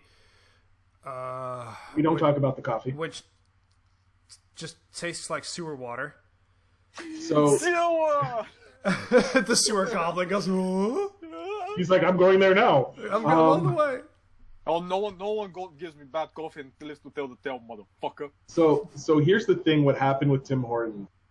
They got sold to the company that the holding company that owns Burger King, which is a Okay. Brazilian company.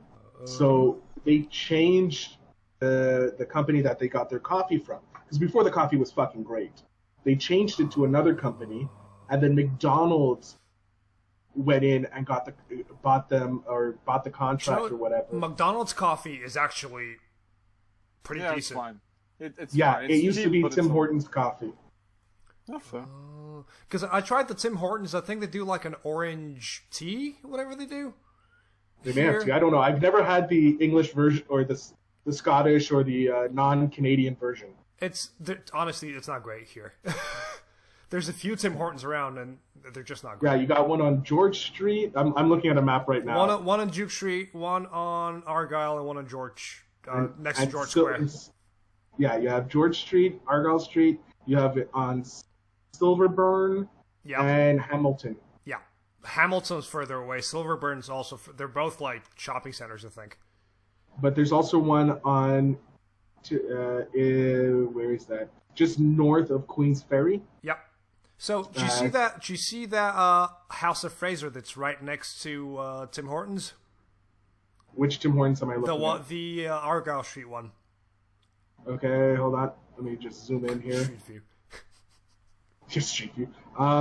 Where? Okay. House of Fraser is right next to it.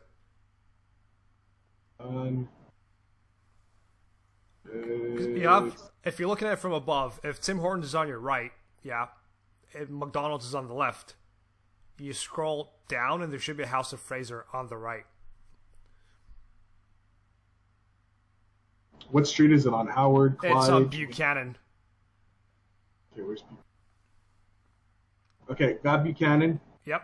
All right, Buchanan and Argyle. It's and then on the corner that's House of Fraser. That's where I work. Haha. Okay, why can't stupid thing? Give me the actual proper map. Why are you giving me this bullshit?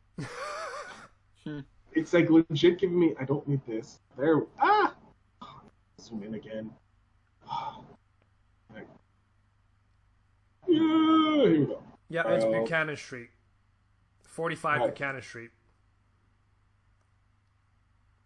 Yeah, you scroll down on Argyle, and there's a Celtic store and the Bank of Scotland, and there's a House of Fraser right there. Haha. Technology nowadays, you can find just about everything. Maybe a little bit, probably. So what is this House of Fraser? That's the department store I'm in.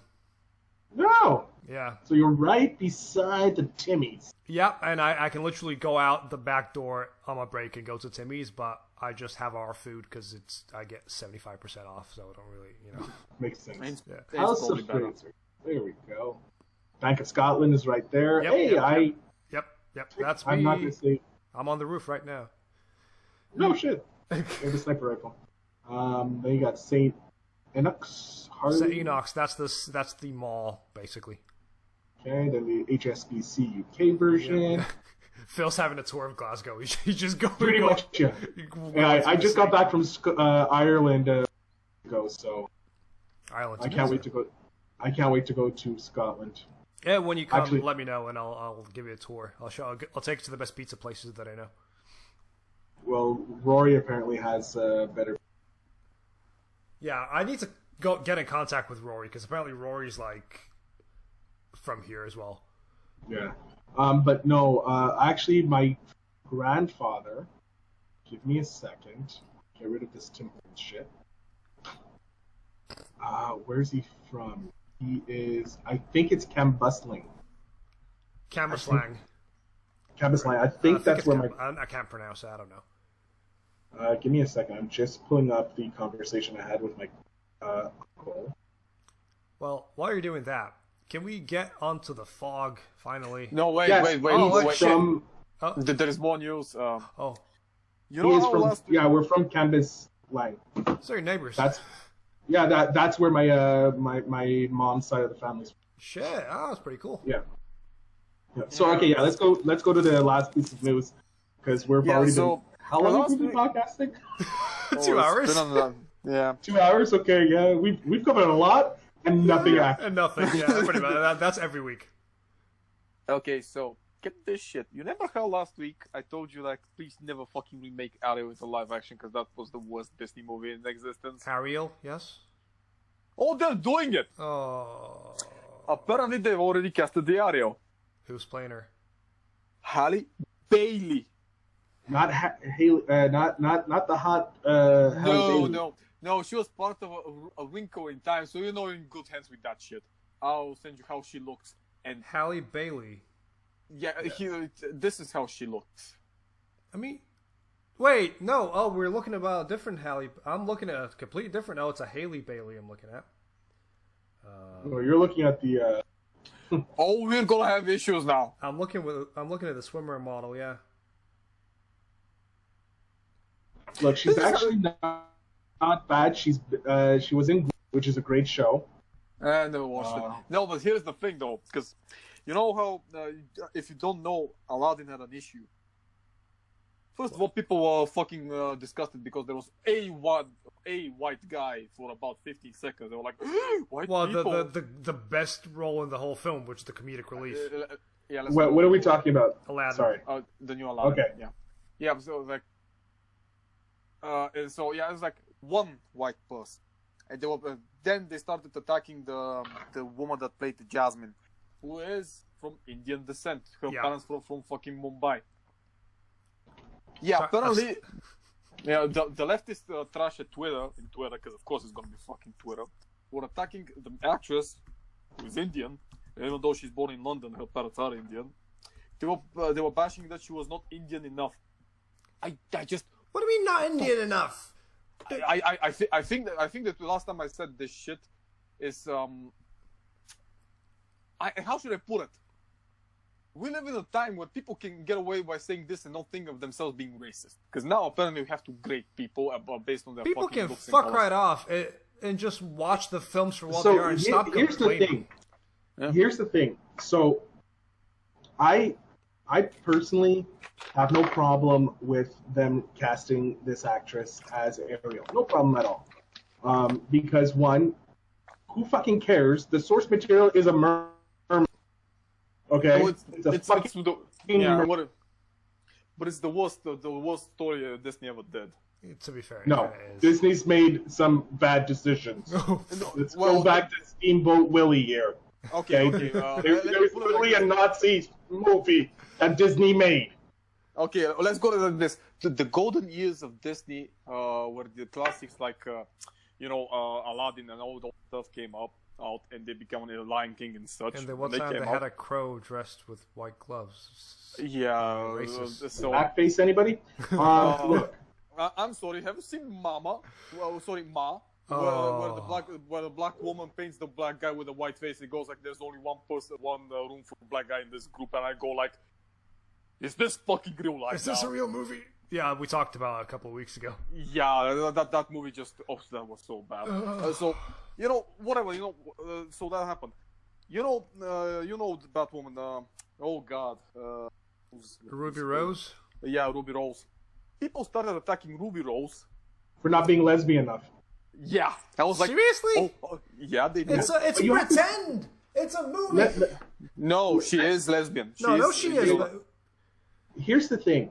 The reason why this is getting so much news and shit is simply because when someone makes a complaint, let's say it's left or right, whoever wants, fucking people on the extreme left and right. It's no one in the middle. It's always the fucking extreme left and right. The mainstream media and fucking things like that start talking about it. Yeah. Okay. And start saying that everyone has a problem with it. It's not everybody. It's the fucking extremes. Like, no one... Like, I've talked with people who are, like, in the LGBTQ plus. I'm really sorry. I don't know what to call them anymore. But in that group that are, in essence, a minority, they've told me that they don't give a flying fuck. They're happy that a person that they can look to, like Ruby Rose, is actually being cast in this role. Shot. There's representation, yeah. Yeah, there's representation. Like, I just finished watching Designated Survivor season. That's a reality show, I guess, maybe? Pardon? Is that a reality show? It's about Keith Sutherland being the president. Oh. Okay. Okay. Is it like a procedural or is it something? It starts kind of procedural because in the U.S. they have a designated survivor. So whenever all of cabinet meets, there's one person who doesn't go just in case something happens. Oh. So in the first episode, something bad happens. Everyone pretty much dies. Shit. Except for him. So he becomes the designated survivor. So he becomes automatically the president. So that seems like a cool concept for a show, actually. The first season, fucking great. So you're trying to figure out what happened, who did it, pretty much. But you have him trying to learn to run the government because he's actually the head of HUD, which is the Housing Urban Development Department. He's not a political person. He was appointed. So he was never voted for, so he never really had to run politics. So now he's trying to play the political game, and he's an independent, so he doesn't go on the left or the right, he's down the middle. So first season, really great. Second season, pretty good. And then it got canceled, and Netflix picked it up for the third season. The third season, I felt it was the weakest, but it was the most progressive because they talked about transgender rights. Okay? And one of the actors... So wait, no. The reason they brought it up was because Kiefer Sutherland's character, his sister-in-law, is a transgendered woman. So male to female transgendered. Okay. And the right was attacking him for hiding her, quote unquote, or pushing the transgendered agenda, whereas the left was attacking him because he was hiding her. And the actress who plays this character is actually transgendered. She was also in the Netflix show Sense8. Okay. So like I'm like, that's great. They're representing. So for me, people with casting Haley Bailey as Ariel, I have no problem with it because one, there's not enough minorities being put into these major roles. There's always a white person. Like I'm a full white-blooded person. Like I'm a cis white gendered, whatever you want to call me, whatever the terms is now. Like I have enough heroes. I can look at history and see nothing but white people in power, and I'm like, oh, he's my hero, or like, oh, he's my hero. But I know people of different minorities don't have that, and by Disney putting this actress in that position, they're actually giving young girls today heroes. And like the counter argument is, well, black people won't be happy if we put a white person in the role of a black person. Like if they change Shaft from a black guy to a white dude, hell, people are going to get upset. I'll get upset if that happens. Give me. Yeah, but True. the thing is, Shaft was a blaxploitation movie that was made for black people by black people. Yeah. That's different. But see, when you put it like this, it's like putting, let's say, Martin Luther King as being white. Oh boy, No, I don't want to live. You don't have a shitstorm on your hands, yeah. Oh, Yeah, I don't want to touch that one. So let's not go into that. Let's take Black Panther. Okay. Yeah, that's We'll just take Black Panther. It's a two fictional characters. Okay. If they change Black Panther into a white person, it's Captain America. But we'll not go down that route. But you're taking away a hero for a minority group. Yeah, that makes sense. You're not taking a hero technically with casting Haley as Ariel, you do take a hero away from a minority group, redheads. But They true, had Merida from the one where she's curly and her mom turns into a bear, yeah. Yeah, they now have Meredith, a more badass person, I find. But it was a garbage movie. It was really bad. No, it was not. You watch your mouth. Oh, I will they're come over there. Mom, I will Mom, whoop your ass. Mom, I need you to pick me up. No, let me explain like this. Because my friend, the third evil. Third Evo, yeah. It's a How three. many? Okay, I have to ask a question. How many? Did all your parents decide, what, Evo, great name, and kids No. Evo when you guys were born? No, I was supposed to be named after my granddad, who's Ivan. But he said no. Funnily, I was also supposed to be called Ivan, but my grandfather, who was named Ivan, passed away before I died, which is a bad thing. If I was named. My granddad pretty much said to my parents, "Sure, you can call him that, but call him a different name, so he's not. I don't want to. I want him to be named after me, but not fully." And I think that's the reason why I'm named after a criminal, so it's fine. it's fine. No, Swear to God, Phil Swift, he does the flex tape. No. My dad taught at a juvenile detention center, and one of his best students, quote unquote, was named Philip. And so, because the other names they wanted to call me, my dad wanted me to be a junior. My mom was like, no. The other name I was going to be called, there was a French lady on the street that used to had her son was the French version of the name, Patrick. Okay. And she would go out and yell, Patrick! My mom's like, I'm not subjugating my child to that. So they named me after a criminal. Could be worse. Okay, so basically, our name derives from the Butcher King of No, time that's past. not true. Actually, that's not true. Isn't it? Because I had to do research for my first name, which turned out to be a fucking nightmare. Of course it is. My fucking name means lover of horses. Ours is lover of pigs, I think. No. Or is it butcher of pigs? No. Technically, what you're doing is the peasant king. Yeah, that's what it is. Yeah. No, but our name is technically in Hebrew means believe us. It's like believe in us. Please don't. Believe in you? Why am I believing in you? Because that's how. Because that's my name, Phil. I'm gonna pass. So do I. So I choose to accept that it means something different that I don't know yet. Yeah. But yeah, exactly. So the problem with the movie with the Meredith, which I always forget its name. Merida. A Bear in Time. Yeah, A Bear in Time. Yes. The issue is like because you can tell because the story started one way. Halfway it was made during the writer's strike, so it's not going to be. So it changed. Then it changed. It's like it went through 4 fucking arcs in less than 15 minutes. And none of them were written well. Yeah. It didn't know what the fuck it wanted to do. The quality of the animation changed from the beginning to the end. It was fucking different studios at some point. Okay. Leave it.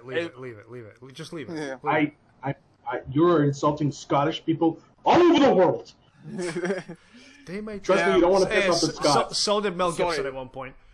Yeah, and let's talk about the fog now, guys. Let's just talk about the fog. At least for 5 minutes, and then. Oh, yeah. Right. So last week I gave you a movie. You gave me a movie. Good segue, Evo. Good segue. Yes, it's like I didn't prompt you to do it at all. Yeah, because a movie that I told you that I have to give it to you to fix a portion that you did. Fix a mistake, yes. No, it's not a mistake.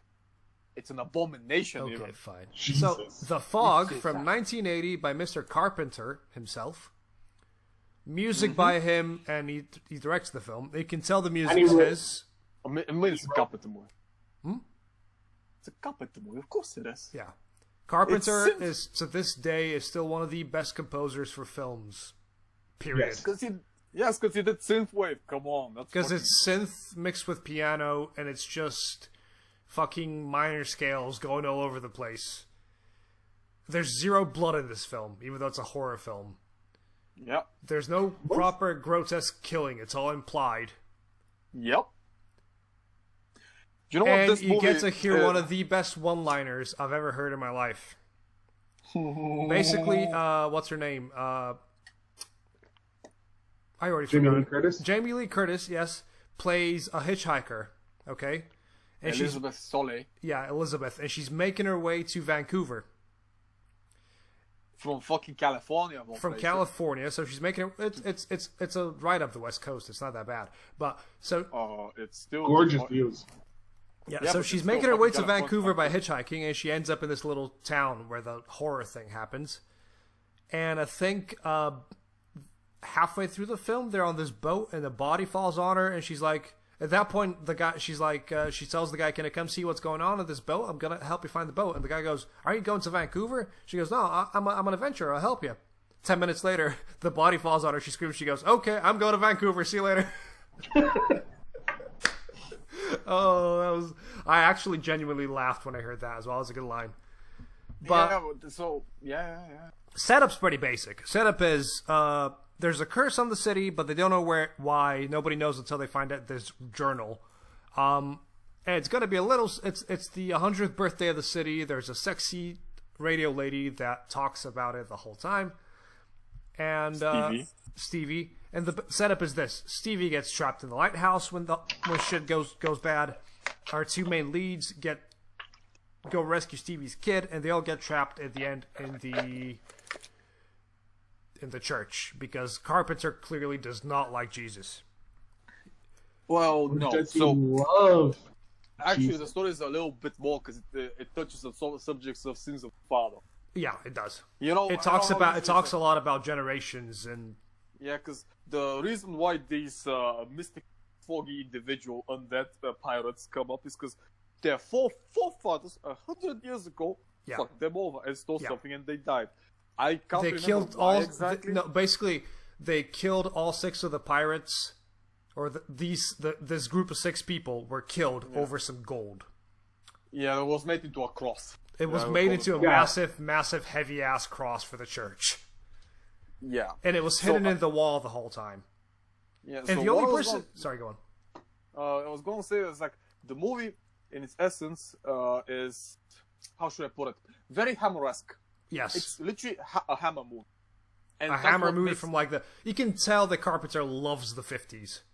Everybody fucking loves the Because Hammer movies. this Come on. this movie just oozes the 50s in its atmosphere. Yeah, and you know, people say, oh, Hammer films are gothic. It's like, no, you fucking idiots. Not gothic. You really don't understand anything. They're not gothic. Oh, but... No, because here's the thing. They use gothic architecture for the movies, the original Hammer movies, and you can see... and its style, which they refine. See, gothic architecture is in its architectural progression. Let's go with that one. It's very sharp. No, I mean as in timeline. Oh, Everybody knows what fucking gothic architecture looks like. Just Sharp. you know, spiky. it's in timelines late Middle Ages, and it precedes exactly the Renaissance. Yeah. It's just before But- everything started getting curvy. Wait, but America rediscovered America. fucking Fuck you! exactly. Rediscovered the fucking Gothic architecture style in 1840 and onwards for about a fucking century or so with their new Gothic style.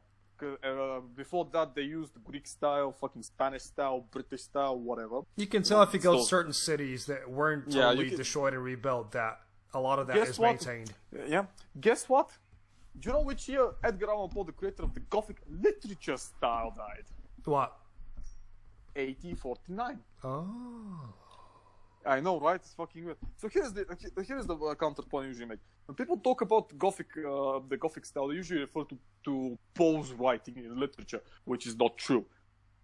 When people talk about Gothic, they have to be a lot more specific, because as sure as shit, he didn't inspire anything architecturally. And what Hammer did was got these other literature-based novels and poems and stuff, because I can't fucking remember. Novels, let's go with that one, because I can't remember the exact term. These classics, and they put a Gothic style behind them, which made them iconic, because the Gothic style usually gives you a very old-timey feel to it. Because it is fucking old-time, it's late fucking Middle Ages, Jesus. Yeah, I think that's why people refer to them as Gothic, because it's... Yeah, but It feels neither old-timey. neither the fucking literature behind it, most of the time, or the architecture is technically any part of the Gothic style. True. But Hammer also did Edgar Allan Poe classics like The Pit and the Pendulum with Vincent fucking Price of all people. Go Is that watch right? that.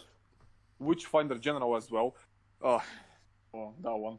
And these movies, they are actually with Edgar Allan Poe's literature, which is Gothic, with the Gothic architecture style, which also blew up, and they defined the whole fucking genre in the movie making, which now we refer to as the Hammer movies in the horror, especially in the horror.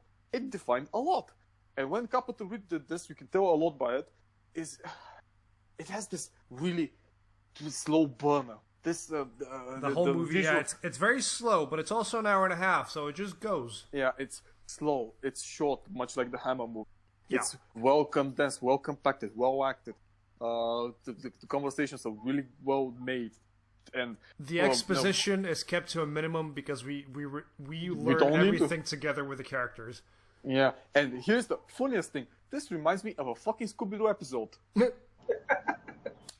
Get this shit. Do you know when the original fucking Scooby-Doo show was there? 50s, 60s? It was No, it was one of the first 19 Hanna-Barbera originals. 1969. And the fucking it's that fucking old, I know. And here's the thing. Nice. Nice. The original Scooby-Doo is literally Hammer movies made for children. Yep, that's all it is. It's just mind blown. And I was like, this is why I fucking love Hammer. I love. Do you know what's one of my You favorite Scooby-Doo lines ever? Scooby-Doo. Where are No, you? they did. I saw this on my Facebook memories because I posted it, of course. They were doing a collaboration with 60s Batman. You know, Adam West Batman. Oh yeah, yeah. So they were doing an episode together, and it's a shot of Batman and Robin, obviously very poorly animated, and it's the two of them looking at a dollar bill, and Batman goes, "This dollar bill is counterfeit." And Robin goes, "What do you mean, Batman?" He goes, "It's very clear, Robin. shit, what was his name? Ah, yeah. It's very clear, Robin, why this note is counterfeit. Why, Batman? Why? It's clear. This president. Oh shit! I had his name on my head and now I can't remember it. Lincoln. Jefferson. Lincoln. Benjamin? Sorry. Yeah. Vampire Hunter. Yeah. Wait. What? Abraham Lincoln. He goes, it's very clear, Robin, why this is counterfeit. Why, Batman? It's clear. Abraham Lincoln. He never wore a turtleneck sweater. Absolutely.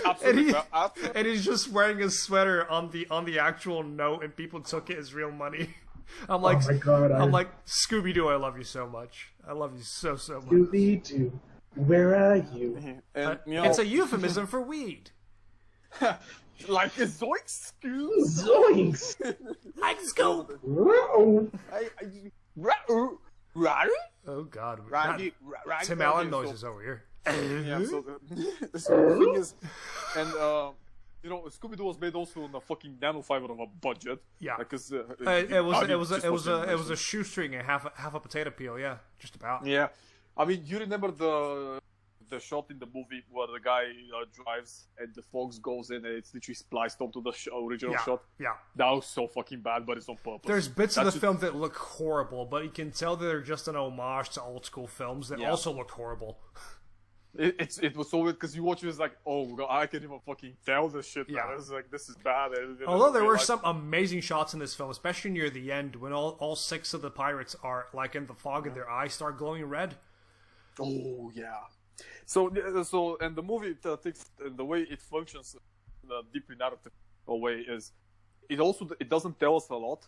No, it tells us just enough to keep us interested. And the more we find out, the more we realize how fucked up the situation is. Yeah. Because you realize that the pirates only move with the fog. Fog is sentient. Yeah. And they realize the fog is sentient, but they don't realize it because it's a fog. It's a nature thing. It's the lady blaring it over the radio, and people going, huh? No. Yeah. So we have wind that blows due east, but the fog's moving west. Like, what the shit is this? It's just an anomaly. Don't worry about it. Also, this movie is gorgeous cinematically. Oh, and the fucking there's a lot of but it's an 80s film with modern cinematography. It's what people kind of use nowadays, which wasn't really seen back then. If we're obviously if we're not talking Blade Runner or other Carpenter films. Oh, Carpenter. It's just there's a really good shot of the kid on the beach, and he's just like positioned on the right. You can see the whole beach, and then the camera just starts moving with him. I was like, and this is what the fucking remake didn't get. I mean, fuck the narrative. Okay, fuck that one. Fuck everything else. Not understand the purpose of what the fucking. You did not understand why this movie and why it functioned that way. The remake. Fucking abortion. I rewatched it and I fucking hate myself. It was Please that tell bad. us how you really feel about this. It all started when I was 3. It was like it all started when I was in my special place. Wait. There was a photo. I have to show it to you. It was like, do you know what's the worst feeling in your you get in your pants? When you shit yourself. No, your uncle. Oh. Oh God. Oh no. And it was like, I mean, it fucked up on every fucking space. And you're like, this movie is good. It's like, what is it? Yeah, what is it with people wanting to remake Carpenter films? Because Carpenter is a visionary. He's a visionary. Well, let him be a visionary. Don't remake his amazing films. I mean, here's the problem. It's right now in Hollywood, it's not visionaries in control, it's advertising execs in control of studios. I guess. And all they're doing is they know that Carpenter movies make money, regardless. Like, you put a bad Carpenter movie out, people are going to fucking go see it because it's fucking John Carpenter. So it's the same thing with, like, Stephen King. It's the same thing, reason why we're getting remakes and reboots and fucking sequels. It's because it's all comic book films and connected universes now. Well, there's only one connected universe. The others have all failed because it's stupid. But that's the Hammer one. Yeah, it's the Hammer universe. It's the only true one. The Hammer is the only true universe. I don't know any other universe. But it's because execs right now are not visionaries like they were back in the golden age of Hollywood. Or they just don't let their directors do whatever they want. Yeah. They don't trust. They're like, we'll get this. Like, the only guys who are able to do what they want are your Steven Spielbergs, your James Cameron, your Quentin Tarantino, because one, they've proven themselves enough that they can, during the golden age, that they can make movies.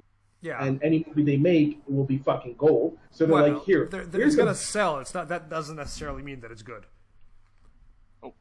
Oh. Sorry, Evo's sending Bulgarian memes in the chat. What are you doing? Yeah, wrong chat. But you appreciate it. Right. Sure. Phil, let me just translate this. Oh no, it's a Bulgarian fucking pop song. It doesn't matter. It basically says. It basically says it was like, we're not flawless, but we're true to ourselves. But we're true to ourselves. Yeah. Yeah, but Jesus. But let me put it like this. Don't fucking it's a meme. So they're going to be given boatloads of money to make whatever movie they want. No studio's going to step in because they're like, we have Steven Spielberg making a movie. Why would we need to trust them? True. So then again, though, both Stephen King's and Cameron's latest films have been kind of farts in the wind. Well, it wasn't bad. I'm not Stephen King. Sorry, Cameron and Spielberg. True, because I think the problem with Spielberg is he's given so much money, he doesn't have to think about how he's going to work with the limited budget he has. He's like, oh, I can fucking fix it in post, or I can do this, or I can do that. Yeah, it doesn't Ready Player One is the perfect example of that. Yeah, like if you give him a budget like he had on Jaws, or the equivalent in today's money to make Jaws, it probably would be just as good as Jaws was when it first came out. Yeah. Because he's on a quote-unquote shoestring budget. Yes, he's probably getting, like, Jaws cost X, like... I just have a feeling that it's just... You can't really recapture that magic like you used to be able to. Oh, I think I lost you both just now. Hello?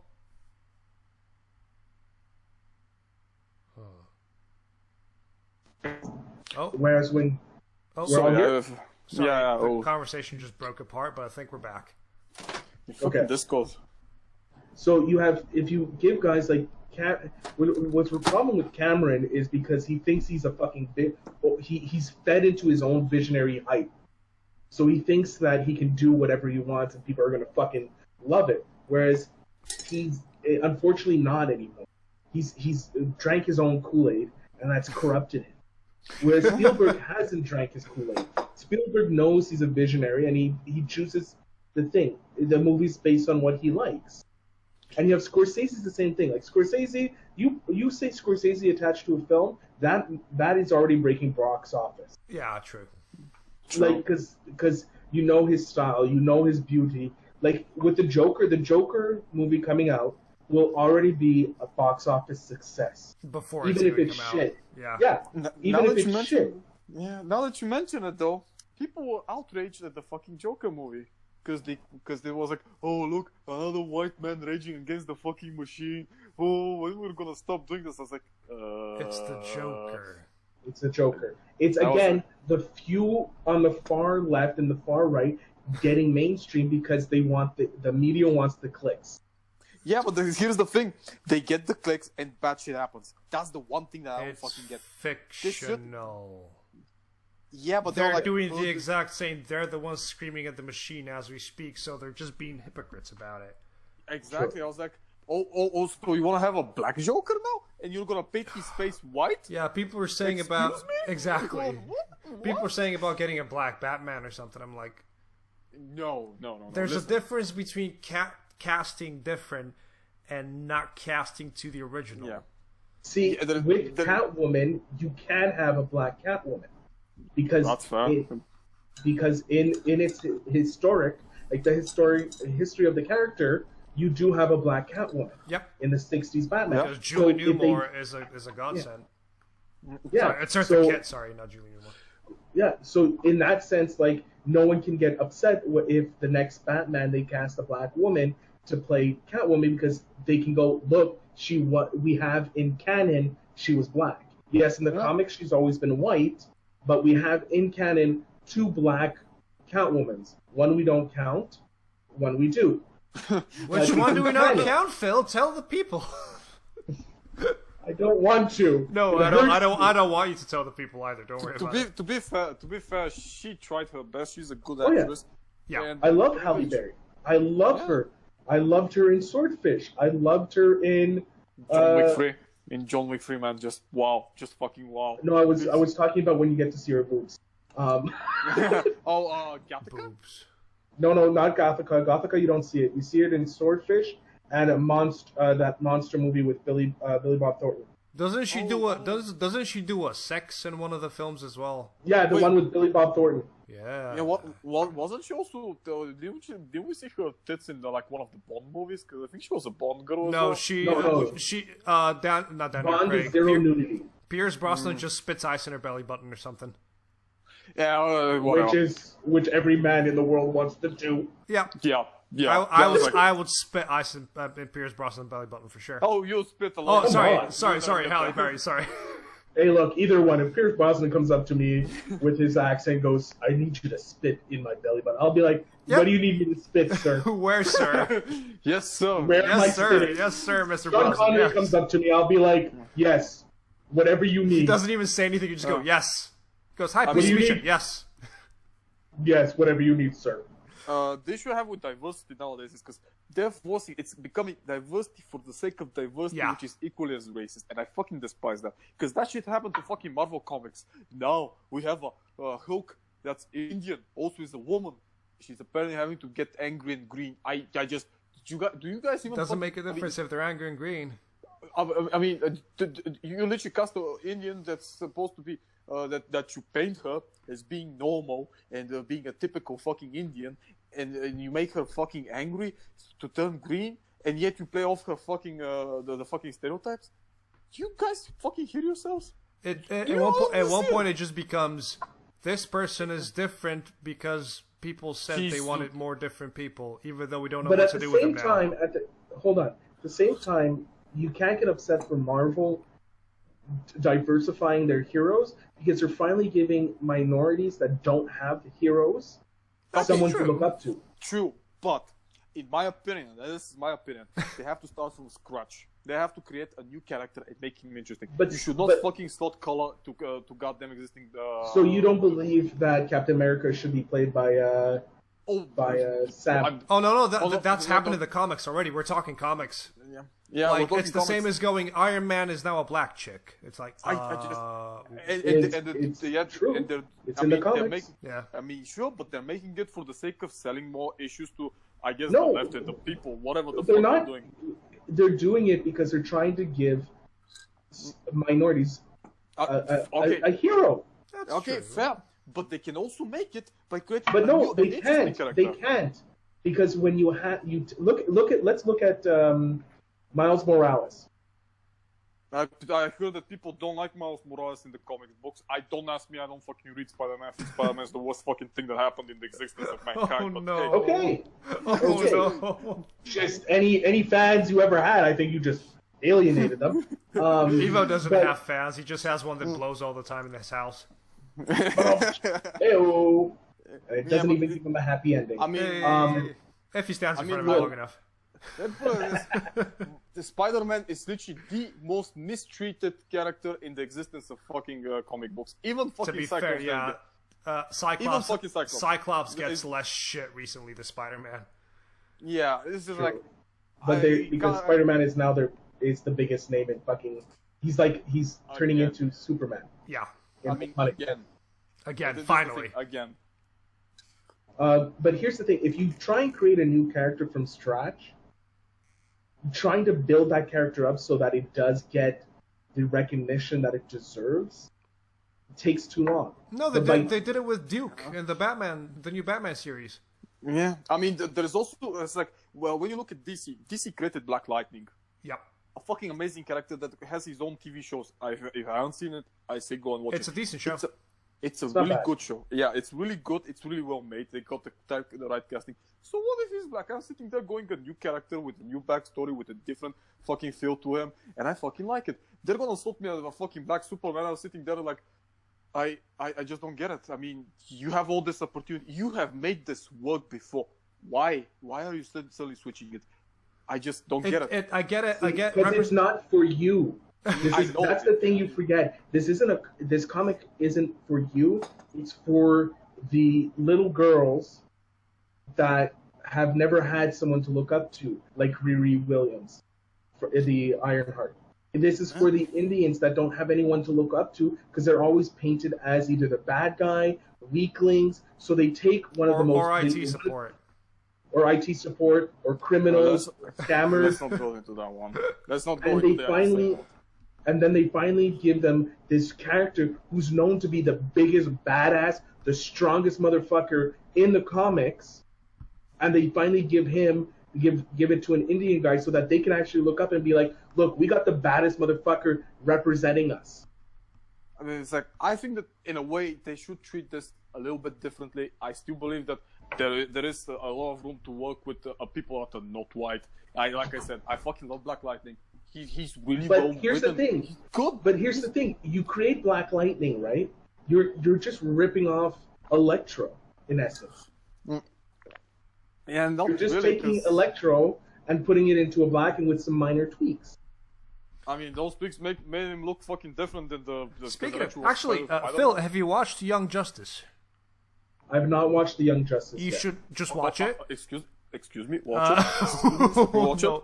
Excuse me. Look, put it this way: if you want to talk proper representation, yeah, watch that one. That show will give you everything you'll ever need for any race they can think of gets represented in that show. Okay, but at the same time, how many of those characters are mainstream? I mean, Blue Beetle became mainstream. Blue Beetle and he's Latino, yeah. Yeah, he's Latino. But if I go up to a group of people and ask them about Blue Beetle, people who do not have anything to do with comic books, will they know who Blue Beetle is? That's a good point. I mean, but if you take someone like the Hulk, if I go up to anybody and go, "Hey, what do you know about the Hulk?" and they'll be like rattling. These are people who never picked up a comic book. They've only seen the Marvel movies, or maybe even they've only seen one Marvel movie. They know who the Hulk is because he's. If you ask them about Captain America, if you ask them about Iron Man, if you ask them about Miles Morales, most people know who Miles Morales is, thanks to Enter the Spider-Verse and the simple fact that Childish Gambino, aka Donald Glover, wanted to be Miles Morales. They know who Miles Morales is because of that. So black kids can now look and go, look, I have a Spider-Man that I can look up to. People who know who Riri Williams is can go, little girls can go, look, she's the smartest person in the Marvel Universe, is a young black chick who now is Iron Man. This is what it is. They're taking known characters, taking it and putting it on these minorities because they want to give it that mainstream push. That's good. Like, they shouldn't overdo it. That's what I think. That's what Evo was trying to say. But why can't they overdo it? It's been how many years? How many years has there been white people? White people have had heroes to look up to. Since the invention of the comics, it's always been what? White superheroes. Okay, so let me stop you right there. The invention of the comics was made during the Second World War is to keep the people up. I know that. Yeah, so but it's kind of different. But let's move past. Let's go into the 80s. Okay. That was what, the Silver Age? I think it's the Silver Age. It's not the Golden Age. Technically, it's the Silver Age. Yes. When Marvel was in horrible turmoil and DC was kind of nobody was doing okay in the 80s. No one was. Until the late 80s. I mean, come on, Marvel releases more stinkers per year than DC ever did. Let's not get in that one. Because if you walk to a person and ask them, do you know the relationship between Quicksilver and Scarlet Witch in if they hadn't seen the films, they wouldn't know. No, the other one, the one we talk about. Do you know about the Ultimate series, Phil? Yeah. Weren't they incestual? They were incestual, and there was a scene where they fucking in the bushes, and Wolverine, their dad, is also in the bushes watching them. Wait, Yeah. no, wait, what? No, no, no, no. Yep. Hell no. And on that note, ladies and gentlemen, Phil Better is out. Bye! Phil just leaves the call. Do you want me to get you? No, let's not go down It gets that worse. route. We're not ruining Wolverine. I will fucking fly over there. No. I will not ruin Wolverine because he's fucking ruined already. After that scene, no redemption. Story, nothing gets out. So it's like this other scene that was like, oh, which one was it? The black super chick from the Avengers, the one that got raped by a guy and fell in love with him and had his child, who turned out was her dad. I'm trying to remember that as well. That was another part of the Ultimate series, yeah, where everybody was an asshole and everybody was cruel to each other for some reason. Yeah, that fucking. What the fuck was in the water? Yeah. Or what were they smoking? That's what I'm saying, Phil. Look into the Ultimate series, and I don't now. I don't want to. Look into it. See, this is what I'm saying. It's like, occasionally, people can do this right. The way they do it is not right. Yeah, sometimes they don't do it right. Sometimes they do it right. You're right. Fair.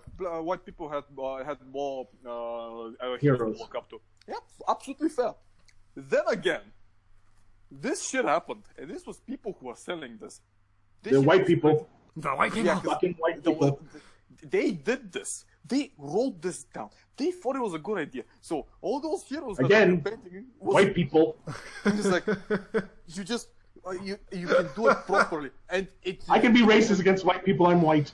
I'm gonna say a joke, but I'm not gonna say it. It's pretty bad. Let's keep the racism to a minimum towards white people only.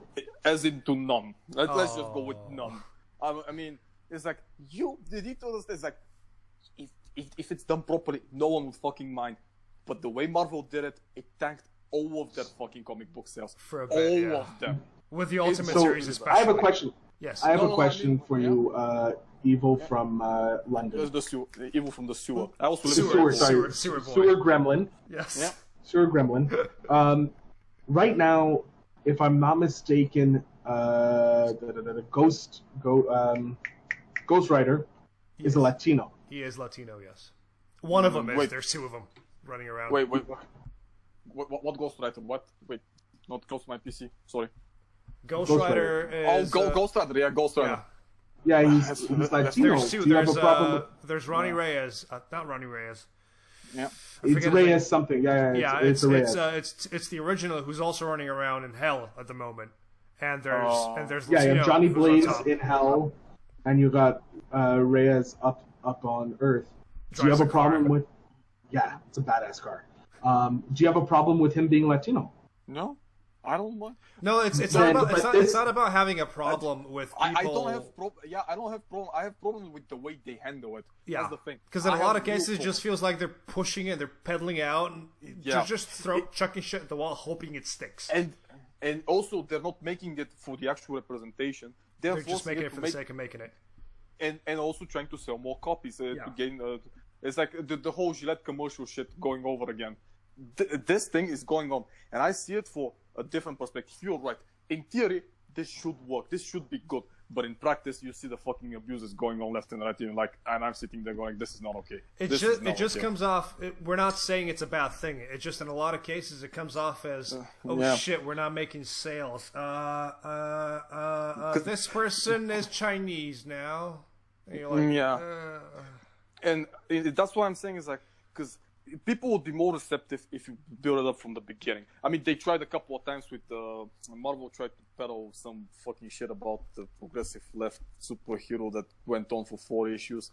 Oh god, this was really bad. It was some BI thing. It's not Bumblebee. It was really bad. I don't remember. It was really bad. But then again, though, people nowadays still freak out about stuff like that in comics. Cause then you get, there's a picture of Batman's penis in this comics, and people go, and nobody cares about the comics in context. They just go, there was a picture of a penis here.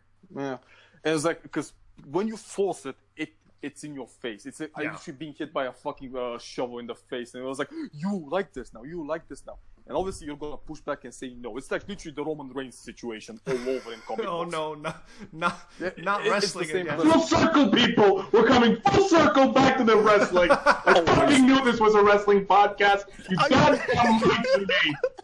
You said this was a movie podcast and it's back to wrestling. Yeah, but it's like, and this is the thing. It's like it goes to this. It's in your face, and people go against it, and then people get called for it. There's like, no, it's because it's in our face. And then they go, no, because equality. Like, no, but you're just forcing it at this point. You're not trying your best to implement it in a way that comes up as organic. It's just all of a sudden somebody just changes race overnight, and you're like, I mean, it's nice and all, but sometimes you have to do it that way. Like, True. yes, No, that's true. I agree. Look, I'm not disagreeing with you. Sometimes Marvel does, or companies shove shit down our throats. Not disagreeing with you. They're doing it for corporate greed and less about actually trying to make a difference in the world. They're just like, oh, look, we're putting some money here, and oh, yeah, we're like this. I don't disagree with you there. Fully agree with you. I know it's sometimes bullshit, but at the same time, it may be just a fucking Band-Aid, but it's the start of something. They're starting to try and change. Yeah. Yes, they're forcing it, but sometimes, hey, we need to fucking be forced to start liking shit. Maybe, just maybe, but I don't know. Just not cactuses up the butt. That's the last thing you need to like. if you're into that, you know. Hey, if you're into cactuses in the butt, I'm not going to say no, but I'm going to say maybe you should think a bit, maybe once or twice before you start shoving it. No kink shaming in this podcast. No, I'm not.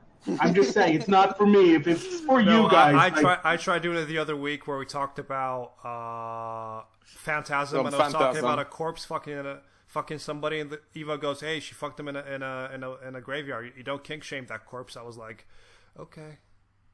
Don't kink shame. Jesus. Yeah, I did say we get pretty weird here, Phil. Anyway, The Fog, pretty good film, yeah. So now we're talking about The Fog. No, it's a gorgeously shot film.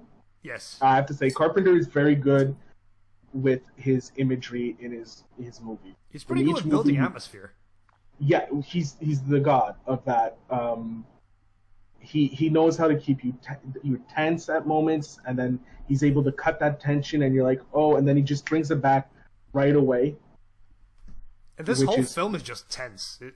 Something's not right in the air from the very beginning, which is pretty. Yeah, cool. No, this movie is a very but I'm just saying Carpenter as a general, he's able to get those cuts of tension sometimes when he needs it, and he brings it back so quickly that you're just as tense as you were 20 minutes ago. It could be a 20-minute break, but then you get the tension is right back at 100, and you're like, how the fuck does he do that? This is Carpenter's gift. Yeah. That also sounded incredibly sexual that you just talked about, but all the tension and him bringing the tension back, and it's a very tantric experience with Carpenter. Yeah, it is. I just have a question because I'm not a particular big fan of Ghost Rider. Okay. Wasn't he really badly treated for 90% of the time he was out? I want to say for his first 10 issues or so, his first trade was pretty good. Or his origins were pretty good, and then around the 2000s, early 2000s, everything went to shit around the film. And then recently they started bringing him back, and he's actually pretty cool now. Yeah, the one that they had in actual Agents of S.H.I.E.L.D. He's fucking amazing. Yeah, and because of that, he's actually getting. I think it's on Hulu. He's getting his own show, isn't he? He's getting his own show, and the actor who played him in the show. Agents of S.H.I.E.L.D. is going to be the same actor. Looks surprisingly good for a TV budget as well. Yeah, the skull was a fucking amazing when they and all that. And the fire and everything looked pretty cool. Yeah. I just want Nick Cage to make another appearance as the Ghost Rider. Can we have that again, please? Can we have Nick Cage appearing in more things, please? Thank you. Yes. That's what the world needs, more Nick Cage. Yeah. I agree. Everybody could use more Nick Cage. But see, just let me close that argument. I think that the thin line between what me and you are talking is really, really thin, and I don't know which side is right or wrong, but this shit is just, we need time to see what the fuck's going on. Yeah. We're currently in a social change, and it's disrupting everything. Yeah. And no one knows where to land. I don't understand people, I had this conversation with a coworker at work, or actually leaving work because I didn't want to get in trouble at work. about the differences between sex and gender. Oh, let's not touch that one. No. I'm not bringing it up, but this is the conversation we had because I'm of the old school mentality that there's just two sexes. Yeah, you have a male and PP, female. you a boy. You have Actually, other thing, it's you girl. free. No, it's free because you forget the hermaphrodite, which is a biological condition that you get when you get born. But I'm that's still a fucking going. 1 in a million. Yeah, so like I was like, gender is one thing, sex is another, and he told me to look stuff up, and I looked and I started learning, but still, there's like 60 different types of gender or sex now. I don't know. One of them like, and I'm like, why can't we keep this simple? You're male, you're female, or X. I sexually identify as an attack helicopter. Wait, yeah, do you know why? Because this shit started on Tumblr and it got fucking traction. And this is and in my mind, this is the first time that the actual transgender people started to came out and are trying to fight for their rights, but they did it in the wrong way. Because I know that Canada specifically accepted the bill of having the 60 genders, and you have to not be just male or female, but you have to go with the fucking keywords, and half of them come from fucking chemistry of all places, and I'm pretty sure none of these Mongoloids ever understood what those words mean, and I get fucking pissed off every time. By the way, Phil, Evo's a big maths and chemistry nerd, just so you know. I couldn't tell. I mean, it's really fucking galling. And every time I hear it, it's like, listen, those words and the way you're using them, I know what the fuck you're trying to say, but in reality, those words have a different fucking meaning. The connotations aren't what you're trying to... Yeah, case in point. Do you know that the last poem that Edgar Allan Poe wrote was Eureka? Yes. It's his attempt at science. Okay. Some of the things he said were true before they actually were proven true. But during the writing of that, he completely disregarded Newton's laws about planet density and stuff, which is fucking wrong on so many levels. Those things were written far before him, and they were proven right many times. Yeah, so but he's like, what if the Earth's flat, though? No, not this. So the idea is this: he was right about some things because he felt that he's like, I envisioned it to be so. But this is not a piece of science, this is a piece of fiction. So I wrote it as a poem and stuff. And you're like, sure, but you're talking about science and you expect people to believe it's science. It's not like a Jules Verne writing fucking fiction about things that might happen, and they did. And that's why Jules Verne is a visionary. Edgar Allan Poe isn't. Yeah. Anyway, I think it's the same problem. God. People use things that they shouldn't. But yeah, you started him on a rant. He's not. He's ranting again. No. We have to stop him. I have a movie for next week. I will give you a movie for next week. Which one? Fuck it, we're doing the Carpenter binge. Oh, yes. Mouth of Madness. Oh, in the mouth. In the Mouth of Madness. In the Mouth of Madness. That's fine. If we're gonna do the Carpenter trilogy, we might as well do it. But you're not starting the proper way because I have to watch first Prince of Darkness. Do you want to watch Prince of Darkness instead, or do you want me to watch Prince of Darkness next week? Just whatever you choose. Okay, so people who don't know and will listen to this and wondering what the fuck we're talking about, there is this thing called the Carpenter 3. That's his trilogy. 3 specific movies that came out that were probably the best ones he ever made. That's saying something, considering the fact that it's The Thing, Prince of Darkness, and In the Mouth of Madness. Yes. These are the Carpenter 3, his trilogy. His 3 best films. Kinda, maybe a bit. So. I mean, it's debatable. I like, supposedly. I like all of them. So I'm not a particularly good source on saying what's good and what's not. I'm sorry. Also, Ring of Gargoyles. Gargoyles, amazing. Gargoyles. I fucking love that show. Okay, Phil, thanks for posting this to people. I guess because we just had, including you, we had like 3 extra followers today on Twitch. You're very welcome. Thank you. Thanks for this. One of them is a good friend of mine who I'll be drinking tomorrow with. Oh, very good. Hey, I am also doing my fucking job. Everybody's doing their jobs. Good jobs, boys. Anyway, is this us for the evening? I did tell Phil last week that we're gonna only take 2 hours, but we've managed to take 3 hours to do this today. Yeah, look, I don't mind. I had a great time. I really hope you enjoyed yourself. Yes. Phil, before you go, you said you had problems with finding games to play with. I can name you a couple of games that you should play.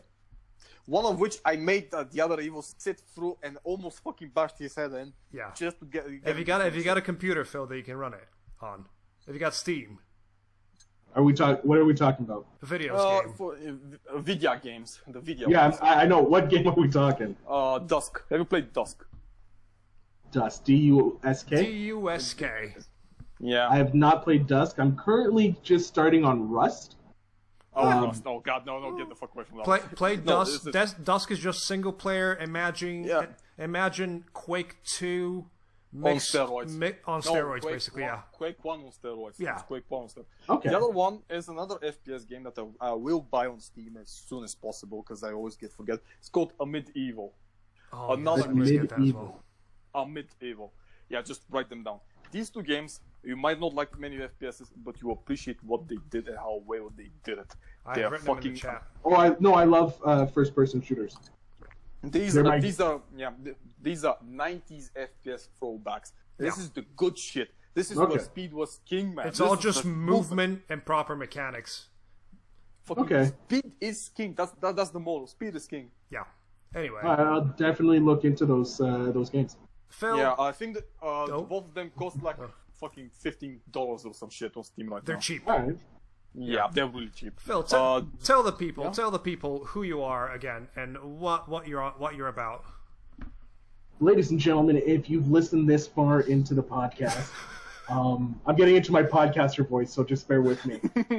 If you've listened this far into the conundrum of consciousness that this podcast has become, the craziness that you can become, I am from the podcast called The Phil Better Show. It's a podcast that deals with movies, not so many random topics as the guys here at A Voice From Behind talk about. I am one half. My better half is Al, aka BJ Overflow. He's the co-host with the most. You can find us on all social media platforms. That's Twitter, Facebook, Instagram. Just look for Phil Better Show. You can also look at us on, listen to us on all podcasting. That's Spotify, that's iOS, Google Play, Google Podcast, Stitcher, Acast, all those things. Just search Libsyn if you want. We are No, we're not on LinkedIn for some reason. I don't trust LinkedIn. It steals your information. It does actually. But you can find us. Just search The Phil Better Show. We're the one with the crazy cover arts. That's pretty much it. I want to thank both the Evos, or the Sewer Gremlin and the wannabe Scotsman for having me on the show. Sewer Goblin. I'm a goblin. Sewer Goblin. Sorry. Sorry. I've been calling you Gremlin because they're scarier, and you've kind of scared me slightly. Yeah, he is a scary man. People. Yeah. I am a scary man. Gobble, gobble, gobble, knee. Yes. Don't ask. It was all a dream. It was uvu. Oh no, please don't start with the furry shit. Okay, thank you for listening, everyone. Thank you for joining us this evening. Thank you, Phil, for being a lovely guest. I really hope we didn't scare you too much. I would be glad to come back on a night that I can save like 18 hours. Oh, fuck yeah. Let me, speaking of which, there might not be a podcast next week. Because I am moving house and I'll be in a flat, and until I get my internet sorted, I'm not sure when I'll be able to get back online. If not, we'll find a way to stream it maybe on Facebook or something, just between the two of us. Okay. If not, if there isn't a podcast next week, we might try to pre-record it as well, but we'll see how that goes. Anyway, this has been Voices From Behind. I have been an extremely long podcast this week. Yeah, this week, the longest one so far. That's what she said. Hey, once again, thank you, Phil, for listening. Thank you, Eva, for being a co-host and scaring Phil. And thanks. Always, you can count on me. Yay! Okay, I'm playing music now. Yeah, thanks. Phil is scared by me. Phil is scared, guys. Phil is always scared when he comes onto a podcast. Okay, bye.